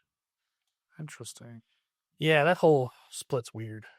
Yeah. Yeah. There's definitely so much historical context that's going on over there in the Middle East that when your everyday person when they say things such as, free Palestine or whatever the case may be, it's like, whoa, before you even want to have this conversation with me, can we really dive into the whole Israel split. I mean, Yeah.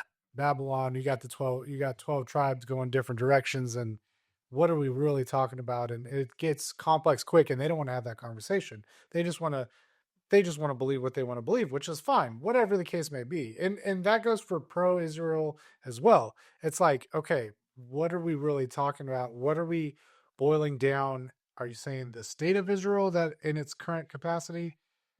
Is your synagogue, do they ever make any political stances? Because I can imagine being a Well, when you remember October 7th when that happened, yeah. our the rabbi that started the whole thing, Rabbi Marty Waltman, he was within 5 miles of it. Oh, really? Yeah, we didn't know for a fact he was getting out alive. We also had an elder that was over there too, and they both got out eventually. Yeah. And not for you to speak on behalf of your synagogue. by any anything I means. say is from my perspective. I do not represent them. Yes, please. No, this is a disclaimer. Yes, Sorry, Ari, I got you back. They support the people. Yeah. And They- I they- feel that. They support the nation in the terms of it's like supporting our nation that's to try and protect us, right? Yeah. As in like geopolitical allies. They really try to keep politically neutral in every aspect publicly, Yeah. because when you have such a large target on your back Mhm. like they do, Mm. you get it from every side. So you have to be careful on what you say. So we don't we keep trying to keep politics out of it. Yeah. Yeah. Like I said, I have members of my congressional who are far left, some are far right, and then there's me, the almost diehard libertarian, almost anarchist. Far left, really. Some are, minus the Okay. LGBTQ stuff. But so They're probably not that far left then. probably not as far as, I guess I can't go that way. Hmm. But I mean, our congregation, prays for the people of Israel. In terms of seeing salvation, then their safety. They're for the people. They're not for the government. Does that make sense? Yeah. Of course, their government's weird because they have to redo their government every couple of years when a new prime minister gets elected. Part of me wishes we did that here, and there's a part of me that's glad. I don't think we want their government. No, we don't. It's messed up. No, we don't want that. We don't want that. I mean, all governments are the worst, but ours is the least worst. Right. Yeah. The only thing that annoys me is I see a lot of hate from Christians Yeah. towards Jewish people. And they're like, oh, the Jews, they believe Jesus was boiled in a thing of screaming. Okay, so you're referring to the Talmud and you're referring to a small sect. It'd be like me coming in here and saying, oh, so you believe in the angel Moroni and what he told Mr. Smith, huh? Right. I'm sorry, what there. Yeah. I was trying to think of a good example to use, right? What Christians would you say come off that way? It's really been in the Reform circles that I've been seeing it. Okay. And some non-Reform circles, but mainly the groups I circle with, it's kind of more the Calvinistic style of things. I mean, Calvin, he had some good ideas, but towards the end of his life, he became very anti-Semitic. And now, I don't mind people questioning the government. I don't mind them saying, "Oh, this government sucks." That doesn't bother me. It's when you start attacking, this That's person. not what anti-Semitic means. Yeah, but And when when you you- start attacking a Jewish person just because they're Jewish, Yeah. and you start associating all the other crap to them just because of that, it's like, no, you can't do that. Yeah. Just like questioning the state of Israel as a government isn't an anti-Semitic thing. No, it's not. But when you sit there and like, oh, they all serve the synagogue of Satan, I'm like, your church probably does too. So let's go down that road, Yeah, but okay. So flip side of this, though, you do have politicians, that blindly, and even preachers that blindly support I think Israel as a more whole. my experience is as church that's just like we just must support. You're not. Everybody has to bless Israel. Period. Right. Bless the people, not the government. It's kind of like the ones here, the evangelicals here that are like, oh, all hail, praise Trump. It's like, dude. Yeah. Well, yeah. Of course. what? Stop. Yeah. Trump is our savior. God gave us Trump. Yeah. Yeah. Yeah. It's dangerous territory. It really is. All the AI pictures I saw after, with the angels protecting Trump after. Yeah, I was like, oh, Lord, here we go. Yep. Oh, no, don't start with me. No. Yeah. I'm not saying, like I'm for our nation in terms of I want to see us people as a But people the succeed. purpose of the I government am is to not. serve the people. Yeah, they don't serve the people anymore. This government. But I'm just saying that's the purpose of any government is to serve and protect the rights of the Right. people. And when the government becomes an end unto itself, you have a problem. We have a problem. Yeah. Was it the tree of liberty must be refreshed with the blood of tyrants and patriots? I think it was Jefferson said that you need to have a revolution every 80 years. I'm down for that. No, nobody wants to give up their air conditioning and football. Yeah, well, that's the problems of modern comforts. What Come on, throw me more questions. I like this. well, with regards to your synagogue being in a metropolitan area, do you guys see any hate crimes? I mean, like vandalism, anything like that, or I can just imagine that the uninterested, bystanding, Sunday going Christian probably sees your synagogue as just they don't even connect the Messianic part. Yeah. Right? And so wherever they line on the political spectrum or not, or what they are being told for the mainstream news or whatever the case may be. I'm just curious if because you are in a more of a metropolitan area, if it's that's dangerous. a tough question. Dangerous? Yeah. My synagogue has been shot at several times. Really Okay. So there have been some. We actually have Dallas police officers that they're not on our payroll, but they are there. Yeah. They have some deal worked out with the city, and one of them is actually a high-ranking one. He's a believer. He's awesome. Yeah. He makes a mean brisket too. He's hard to beat. God, he's good. What's the difference between a Jewish brisket and a Texas brisket? Ooh. Okay, we've talked about some highly political and dangerous things. Now we're talking about brisket. Now this may be the drag out thing that gets us all canceled. Yeah, right. This will be the thing. The question is this: is your barbecue flavor in the meat or in the sauce? Okay. You would say that a Jewish brisket is in the meat? I don't know, man. These are all Texas briskets. It's in the meat, bro. It's Well, got to be in the meat. Texas brisket is salt and pepper. That's the traditional Franklin's barbecue style, heavy salt and pepper. Okay. We all take different things. In fact, we have a brisket cook-off coming up here in a few days next weekend, and 15 of us are going to try and compete to see who has the best recipe. And I'll tell you this much: when we get done with those things, of course, so those who do the cooking actually get to eat it first. By the time I'm done, I'm like, I don't want any more. It's all good. I have no idea. Like it's juicy. Well, like we do a Jewish pot roast with the this is called that with the flat. We'll smoke the point, but we'll take the flat and then like do it with the tomato sauce and the vegetables and stuff like that and make a nice, deep, rich, tomatoey brisket flat. And then you put that thing in the fridge for 24 hours after it's cooked, and then you reheat it, and it's like one of the best things in the world. It's actually tastes better. Because I use a tomato-based. It's better. Everything melds and marries. I don't cook it first though, but I stuck it in there and let it sit for 24 hours before I throw it in the smoker. Okay. And then we smoke it for 16 to 18 hours. Yeah. And then once you get it to the right temperature, all right, we'll start over with that recipe. Is this a secret recipe or? It's actually my wife's recipe. She's Okay. the cook. I'm not a cook. I don't remember all the stuff in there. However, I have learned brown sugar. But it's marinated in the tomato juice. Oh yeah, and then smoked. Then smoked. Okay, this one we cook like it's cooked like a pot roast in the oven with the tomato, the base and everything, and tomato paste. The guy that won last year, he bought this steel drum at Academy that had like a rotisserie thing that went right through it, and he hung it from that, and he cooked it in 3 hours. So, hot cook. Yeah, and we're like, how in the world did you pull this off? Because it was good. It was real good. Still juicy. Like, we don't understand how he did it. Now, he did cook it, but we pulled it off and we threw it in the back of the smoker grill that we had at the time just to keep it warm. But, oh my gosh. This got better. Yeah. And it was his second brisket in his life. We're like, we hate you. He won first place last year. They have a good bark? I'm just kidding, Robbie. I love you, man. Oh, I had a great bark. Like, that's the thing. These guys know how to pull it off. But second brisket ever. Yeah. My second one. I see some pain There's pain. and some envy, some that covetousness. Yeah. I told you. I told you. I can't go a day without lighting anything I want to. Man, that's just. I don't think most of us can.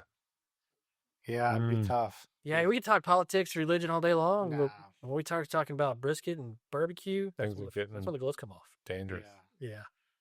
No, when we don't ever really get too political on this thing. I was just really kind of curious, just because. The thing is, you're so close. Yeah, Your congregation is so close. yeah, it's so close, but also I'm curious what other Messianic temples, synagogues. There are several, actually. There's quite a few in the Dallas area. And I feel Okay. weird. I feel strange because I feel like God led us to this one in the fact that some of the other ones I've gone to, and I have visited them, but I get into their beliefs and I start digging around. And some of them believe in Kabbalah. And like I said, that's a turnoff for me. Like, it's mysticism. I view mysticism the same way as I view the New Apostolic Reformation. I don't know if y'all are familiar with NAR. Bethel, out of California, Bethel Okay. Church. Bethel. I've heard of them, but I'm not familiar with their doctrine. Yeah. Let's go there. Let's see. I have to be careful because I know one of their associate pastors. Oh, is he going to see this? No. What did you call it? The new. NAR. Just look up NAR. Not just Bethel, but just NAR. They're one of them. Okay. Read that out for whatever details. The New Apostolic Reformation. Yeah. So if you just read into it's a non-denominational type stuff, very charismatic, but it's this idea that your faith can get God to do whatever you want. Okay. So Like candy machine manifesting. Hillsong out of Australia. You familiar with him? Yeah. No, I am not. Oh, they Yeah. Amos doesn't. He doesn't Okay, so- follow. I do not they, follow. They had this whole thing congregations. about like the Holy Spirit manifesting in the form of gold and speckles falling from the, and they discovered this. They Yeah. discovered they're actually putting stuff up in the thing. So a lot of mainstream Christian music is actually written by either Bethel, Hillsong, or Elevation. Now the Bethel one of their main musicians, I can't remember his name. I was listening to a podcast from him about a year or so ago. He talks about how he got to this point in his relationship in his life that he became an atheist. He goes, I knew enough about music that I could go in, play a set, make everybody emotionally respond. He's like, I can make people cry. Get done with the set, and they're like, oh, the Spirit moved through you. And he's just like, whatever, I just manipulated you. Now, he since came back to the faith, but in a different form. I think he's in a Lutheran church now. Like, he took a whole different when it swing. comes to music, like it is a spiritual event, whether it's at a church or it's a mosh pit at a Slipknot concert. It is a spiritual event. I'm right there with you. I'm a musician myself. I play bass right now, but I also play guitar too. But yeah, the NAR, man, I would put them almost in terms of, I don't want to say they're, what's the word I want to use, like mysticism in some aspect. Mystics. Well, the Gnostics are kind of like it's kind of close to the Cabal, where it's like kind of a Christian version of the Cabal. Yeah, this one, the NAR, especially when you get into it, man, that's a whole nother avenue we can dive into. Well, I mean, what does the NAR stand It for? refers to New Apostolic Reformation. Okay, and what do they believe? A contemporary They're new Christian- apostles. Yeah, a contemporary Christian movement emphasizing the restoration of modern-day apostles and prophets to lead churches and society towards a Christian dominion. These churches often incorporate spiritual warfare, the 7 Mountain Mandate, Yeah. and the belief in active, ongoing divine revelations and spiritual experiences. What is the 7 Mountain Mandate? I've heard of that before. Your dad brought it up the other day. That's right. He was. Yeah. Uh-oh, I hope I'm not causing any wounds or... No. No. Once again, we're not discussing. I'm surprised you and I self-evident haven't had issues. conversations about the NAR yet. We have. I just don't think you named it as such. I have a hard time listening to right. a lot of their music, like Yeah. So the Christian 7 music. Mountain Mandate is about putting Christians in positions of political power Okay. in different institutions like schools and government and stuff like that. But the NAR is something huge because my sister and I were kind of involved a little bit. Like the Assembly of Gods were kind of borderline NAR. The whole thing of, But is it more than just being charismatic it's more than charismatic. and, Just and like believing in modern apostles, prophets, and like the fruits of the spirit and stuff? Yeah, it's believing you have the ability to do all the stuff that the apostles could, essentially. And a lot of the mainstream mouthpieces for it. And the thing is, I say mainstream, they're out there. I don't pay attention other than the people I see criticizing it. Oh, They have some wild claims. Hmm. And they end up getting in trouble. Like, for example, did y'all see the headline news about the megachurch pastor recently that just got busted for child molestation? yeah. He is part of that group. Okay. He's Dallas. yeah, whatever it was. You know what I'm talking about? Yeah. In fact, he's the one that restored what's his name. There's another pastor. He restored him from Mars Hill back to being a apostle. Mm. The guy from Mars Hill who got busted for sexual affairs and stuff, I think it was. He got ousted. They're all part of this group, and it's like, oh yeah, he served. He can save again. It's like, You gotta forgive. You gotta forgive, man. There's a guy I follow sometimes. He runs his own little podcast by himself. He doesn't ever have guests very much, but named Chris Roseborough. He's a Lutheran pastor. Okay. And he constantly calls these guys out. But when he calls them out, he's like, look, let's take a look at what you're saying versus what Scripture says. Mm-hmm. And so I appreciate them. I don't always agree with his viewpoints, but I appreciate with when they make a claim and he goes, because he goes after Jesse Duplantis, those kind of guys. Mm-hmm. Televangelists. Yes. And I grew up listening to TBN in my household. My mom loved TBN. Mm. And when I was younger, I couldn't stand it. And as I got older, I now understand why I can't stand it. We had a lifetime subscription to Sky Angel, the satellite, the Christian satellite, which then went defunct. So we no longer. It was lifetime of them, not of us. Right. Get your money back. Yeah. So yeah, I grew up with that too. I mean, I'm not saying wrong. Like but I guess the easiest way I could say NAR is there's this idea that your faith, how much faith you have, is directly proportional to how much God will interact in your life. So if God's not interacting in your life enough, it's just because you're not faith. You're not manifesting because you don't have enough faith. Yeah, there you go. How do you say that to the person that's dying? It's unfalsifiable. Yeah. And so, how does that answer somebody who's dying from a chronic disease or something like that? Because my sister has a chronic disease she's suffering with. And so she's like, I can't get healed from this. So they're like, well, you don't have enough faith. And so that's some BS, you know? Yeah. Yeah. Yeah. That's sticky for sure. So that's where we get into this stuff. My sister and I go back and forth on this a lot. Well, there's too much money floating around too. Like, I don't know if you know who Nathan Appel is.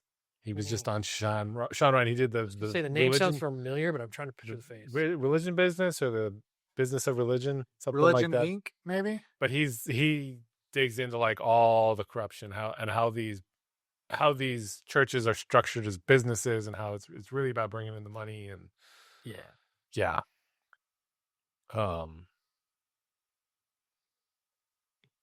Yeah, it's pretty wild. A wild listen. When you get out there, there's so many different forms of belief. How do you figure out which one's right? Well, that's an eternal question right there. You know, why don't you ask a smaller question? Yeah, really. No, yeah. I don't know. I don't have the answer. And I like the fact that you guys are, questioning.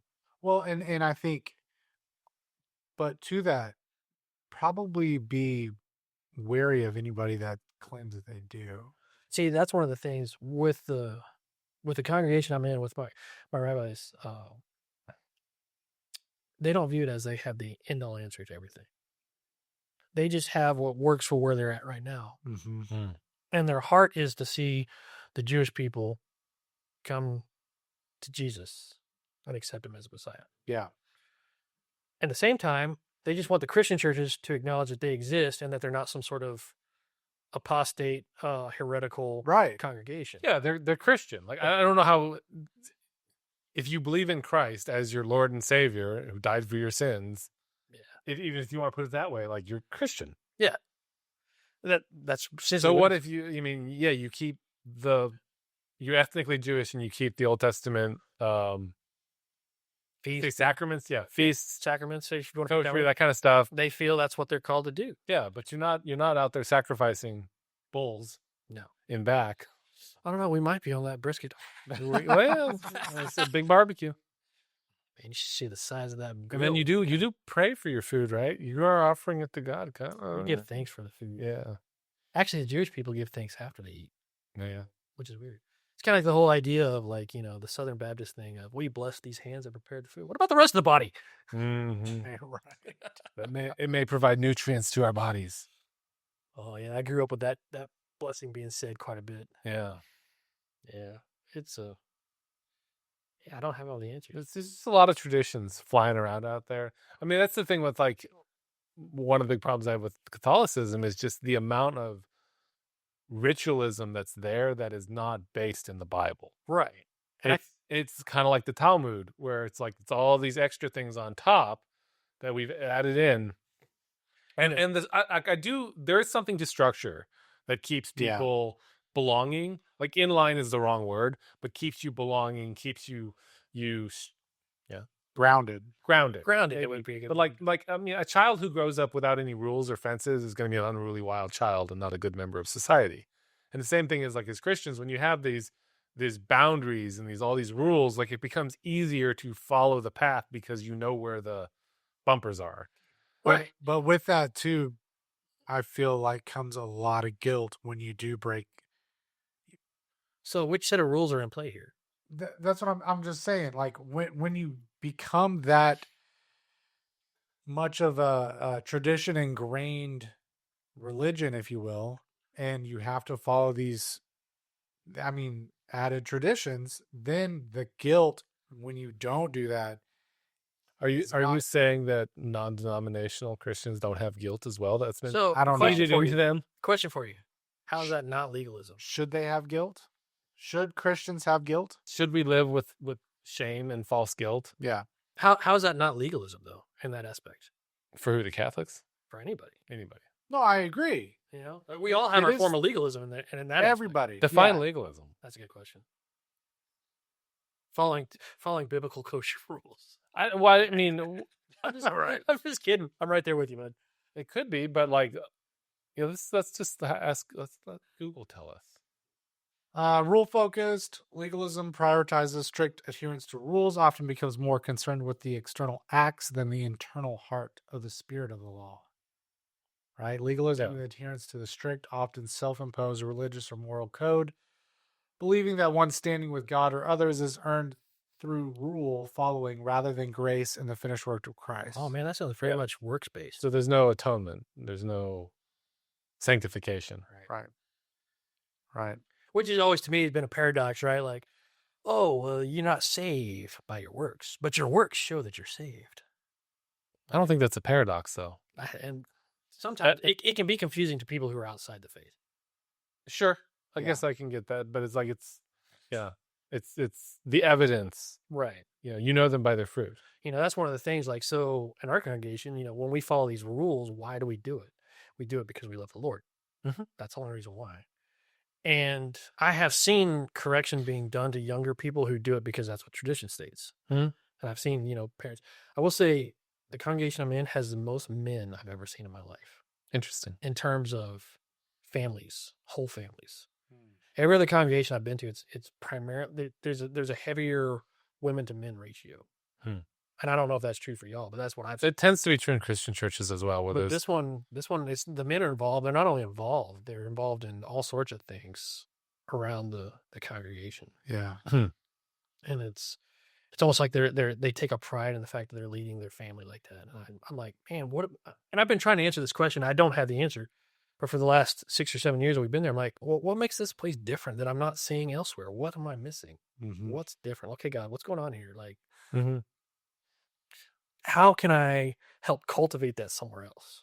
I don't know. And I don't think it's necessarily keeping the traditions, but there's a heart to the people there. They're dealing with the heart. Like you said, you do it because we love God and God loves us. Right. Just like I talk about the food laws and relating them to health, but it's like health is not the reason. Like, cause it's the whole like, well, you couldn't cook pork right back in that time. So that's why It makes a nice, convenient way to get people off your back. So now we can eat pork now because we have ovens. We have electric ovens that will cook it properly. Yeah, Even though trichinosis can survive 700 degrees, we know about bacteria now. We can my science favorite- it away. we know about red tide, so we can eat shellfish. So here's a bomb for you. I'm gonna have fun with this one. My favorite is the one where, we read in Acts 10 that Peter saw the vision, so now we can eat whatever we want. It's like, oh, so did you read the rest of the chapter where he said it wasn't about food, it was about people? Well, yeah. One, he didn't eat. It never says he ate. Yeah. Two, right after that, it's about going to the Gentiles. Yeah, he's like, it was for them culturally, it was unaccepted for them to hang out with the Gentiles. Yeah. And he's like, God's no respecter of persons. I just learned that the hard way. Why was he dreaming about food? Well, he was sitting on top of the house praying while they were cooking meals. So I'm pretty sure that had something to do with his hunger-induced vision. But I'm not sure bacon would have showed up because he'd never eaten that in his life. True. But Yeah.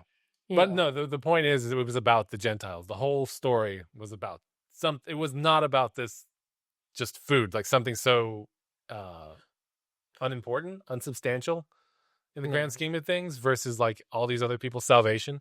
right. But I do think Israel as a people still has a role to play in terms of being a light, and the Gentiles have a role to play, provoking them to jealousy in that aspect. And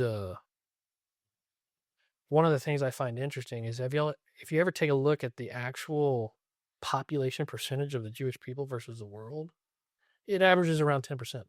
10%. Yeah. That seems really, really high. It's kind of high. But in terms of all the Jewish people in the world. That seems really, really high. Because don't white people only make up 8% of the world population? Yeah, but Jewish people are not white. Not all of them are white. I've met Asians. Oh no, I understand I've that. met I'm just saying 0.2%, right? Is that 0.2%? 2%. Oh, interesting. Listen. But it probably stays I know. consistent. This could be a, once again, not to beat a dead horse, but you type anything into Google, you could probably find exactly what you need. You just don't want to get on a watch list. I don't want to get What on. are you talking about? We're already on one. Ben has his own special watch list he's I on. do. Who's the minority Come now? visit me anytime. Well, I just find it interesting because God always said that's his portion of the And it's consistent. nations. I see what you're saying. Yeah. It's a consistent number, and it's his portion of the nation. So they're like in a way you could think of it as like his own tithe to himself. Okay. But that doesn't mean that the other 90% or whatever the rest of us is useless. We have a role to play. Yeah. It's just I do think that Western Christianity needs to accept the fact that there is a role to play, and not just automatic. Because that's one of the things. Like as soon as I say, "Hey, yeah, I practice Judaism," they're like, "Oh, you believe all this talent stuff?" I'm like, absolutely not. Mm-hmm. Yeah, there's No. some clarification because it's like when you say you're a Christian, it's like, well, what denomination? Yeah, And and then would you call Mormons Christians? Like, there's so many areas to go into. well, if I were to talk to a Jewish person and say, "Yeah, I practice Judaism," they'll be like, "What type?" Am I Exactly. Reformed? Are you Orthodox? Or you? Yeah, well, same thing. You tell a Christian, you're Christian. Like, well, which kind? Like, which jeez. denomination? They can't agree amongst themselves on how it's supposed to look. Yep. That's why there's so many groups of them. Oh, Lord help us. I know it. Oh yeah. I know it. When will our suffering end? Well, and I think you were going there, but with regards to the Western Christianity and not moving forward and like walking it out, it's like we've gotta put on your pants every day and keep on walking. Like you can walk without pants. You could. I mean, I'll be honest. If I were to look at it, the Joel Osteen flavor of Christianity, I have no use for that. How does the therapeutic flavor of like, Christianity? it's the whole thing of I'm going to get my best blessing now in life, and it's like, how does that help me when I'm struggling with the crap going on in my life? Death in the family or something like that, or say you have a kid who's dying of a terminal disease. How does that help me now? I know. It doesn't. You will know them by their fruits. So I think everybody's got a different role to play. We all have different roles. Well, I also think that Amos doesn't like this. I don't know what you said earlier this morning with regards to God making people different. Was it because I said on purpose? Oh no, would you say we're all made different with a purpose or something? We all have a purpose. It was in that realm of like, I'm not entirely convinced that every single person born has a purpose. It's such a nihilistic way to look at life. I will But say also, this. like, time and chance happeneth to us all. It's like, were we pre-planned to come into the world? Like, I don't know. I will say this to that. Jeremiah was. That's the only one who you can say was. I'd say this to that though. While everybody may or may not have a purpose, everybody's made in the image of God. Yes. And we can all fit in, we can all find a purpose, but it's like, were you born with God saying, this is your purpose down here, the road here. You're going to be doing these works, like that specifically. No. What and to that point, that goes back to our ongoing, not necessarily debate, but ongoing discussion about God and free will and if he's outside or inside of time. What I'm saying when I say that with a ingrained purpose, I believe that every individual that is born on this earth is in the image of God, and that when we do pass on from this realm to the next, we will be working in some sort of capacity to worship God forever. And I think that is going to look different for everybody. And I think it's going to be like this aha moment of, oh, that's why I wanted to start a podcast and talk on for hours and hours and hours, because I'm supposed to be doing this. God's news radio That in the afterlife. maybe we have a podcast in the afterlife. I don't know. But you get what I'm saying? I think there's baked into everyone deep down purpose. Well, it's kind of like for me, man. I think purpose is a human condition. Yeah. Finding purpose is a human condition. It's how specific do you want to get? And I do think that we will all be judged by how well or not well we achieved or we used our abilities in life. Yeah, I think that's true because of the parable of the talents. Exactly. I'll say for me, I've discovered one of the things I love, like just having this conversation. This right here is like something I could do every day all my life. Like I just love having the conversation. That's the core concept behind this podcast. I just love it. Like just that, and give me my guitar, I'll be happy. Yeah. And brisket. Well, okay. So Food brings people together. Yeah. let me just give you guys what I've been walking through in the last couple weeks. Amos has heard a little bit about it, but I feel like our audience may enjoy this or not. We probably lost some sense now. But just saying things out loud, right? And voicing that, we touched on that earlier.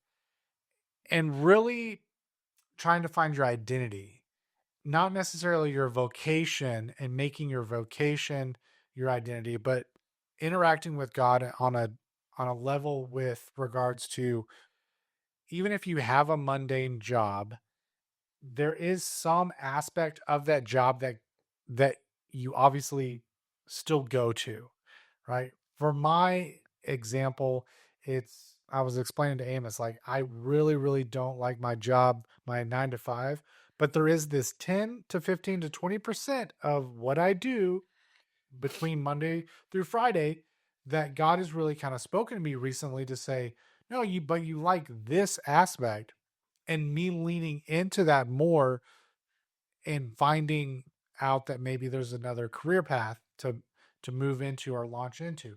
And I feel like God is telling me that maybe that is your purpose, that is what is ingrained in and what you're good at, and what I can use you as an instrument to affect this world that we live in.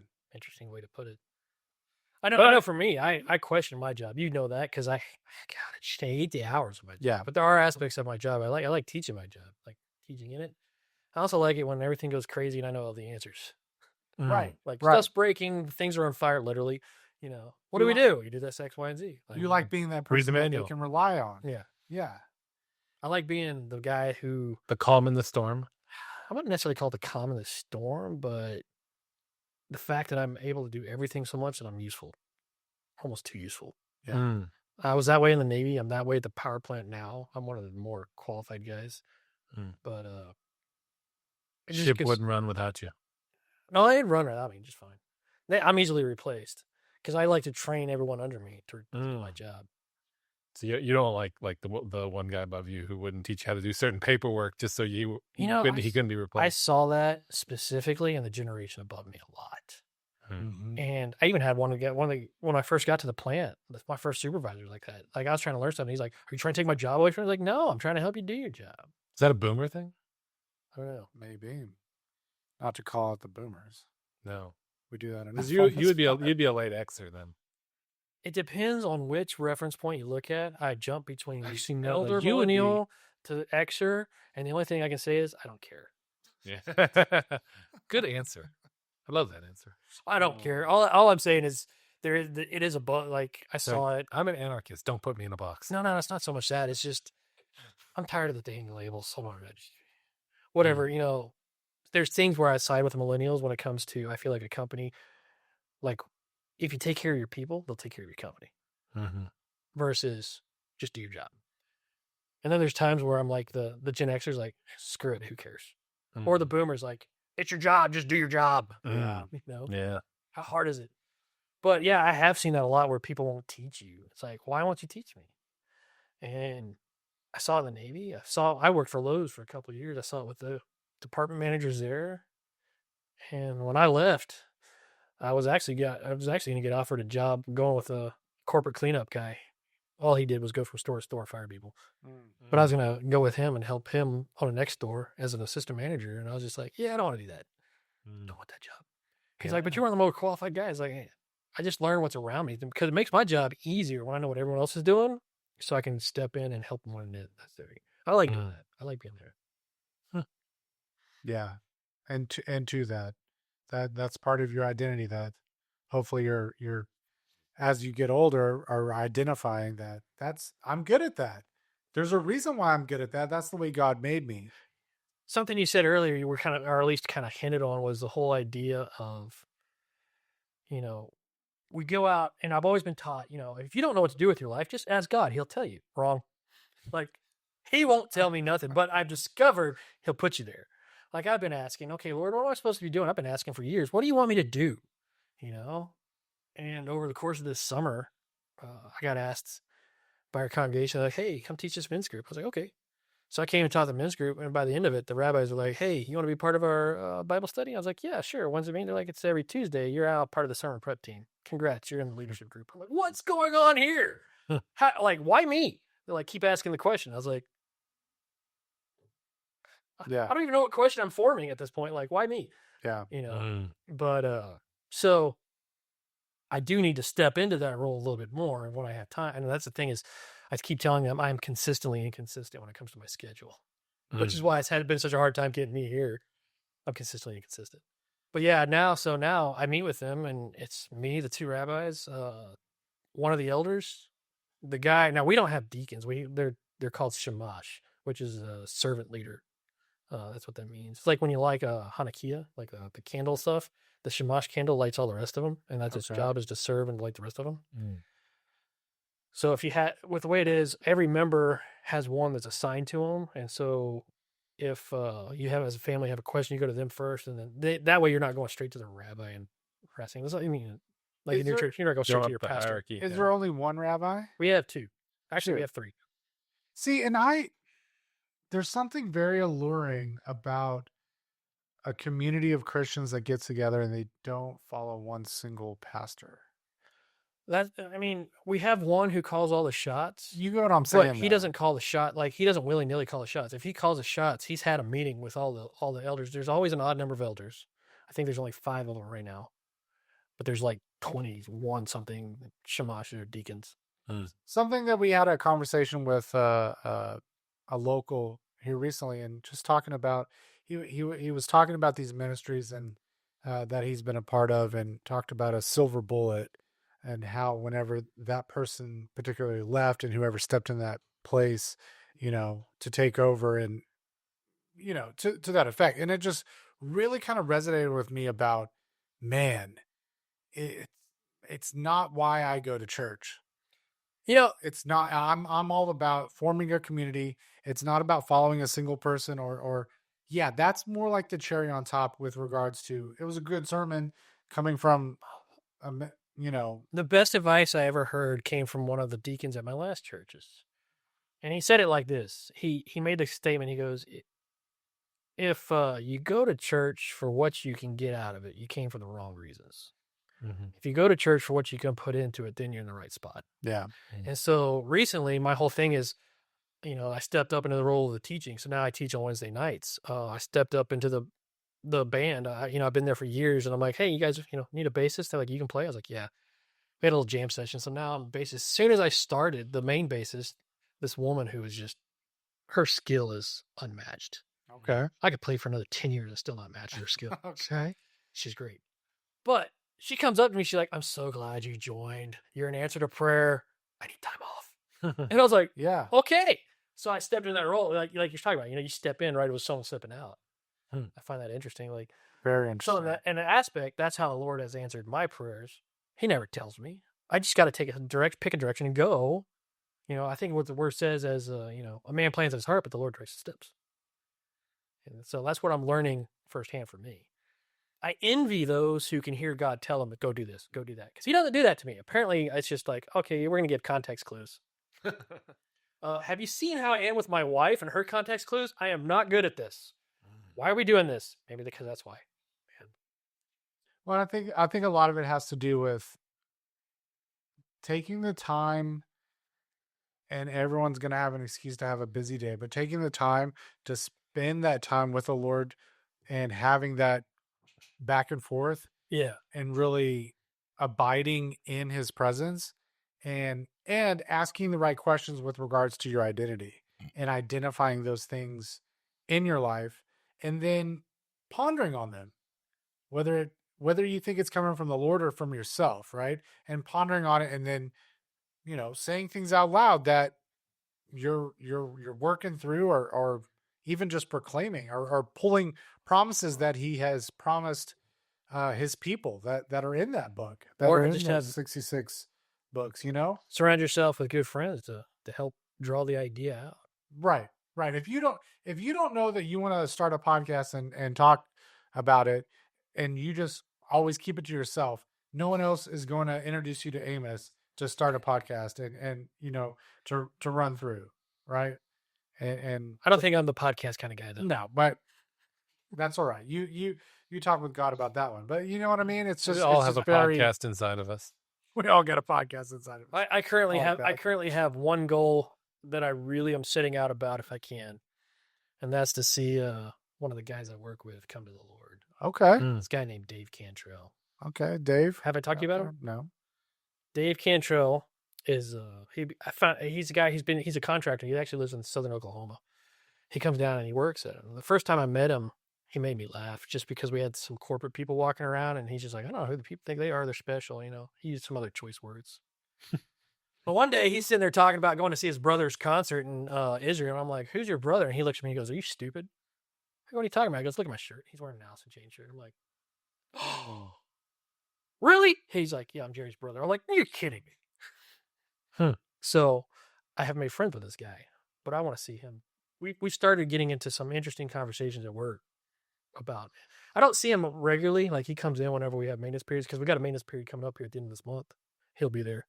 Okay. We'll get into some of those conversations. We just started breaching the topic of religion, and man, I'd love to see that guy. That would be interesting. That's the guy I'm That after. would be cool. Yeah. Don't put this part of the podcast. I don't want to hear him catch that. If he listens to the podcast. But no, I say that because I just find it interesting that that's somebody I crossed paths with. Yeah. You just never know. Y'all ever heard of the band Tower of Power, a funk band from way back when? Their lead guitarist plays at our church, and I was playing with him yesterday. Man, he was on my case about every wrong note I hit. I was like, why are you cheering me out? He's just like, I have no sympathy. Y'all all volunteered up here, so you better be ready to do things perfectly. I don't know. Is that legalism?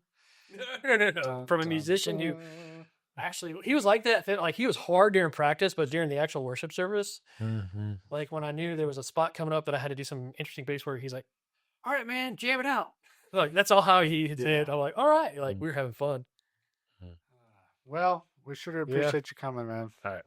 Sorry, I took up so much time. No, I'm just kidding. I could probably talk for another you few came, hours. you came a long way. So, Sorry, I wish I could have made it sooner. nah, it's good. That was good. All right. Well, thank you. Thanks for having me. All right, we'll see you next time.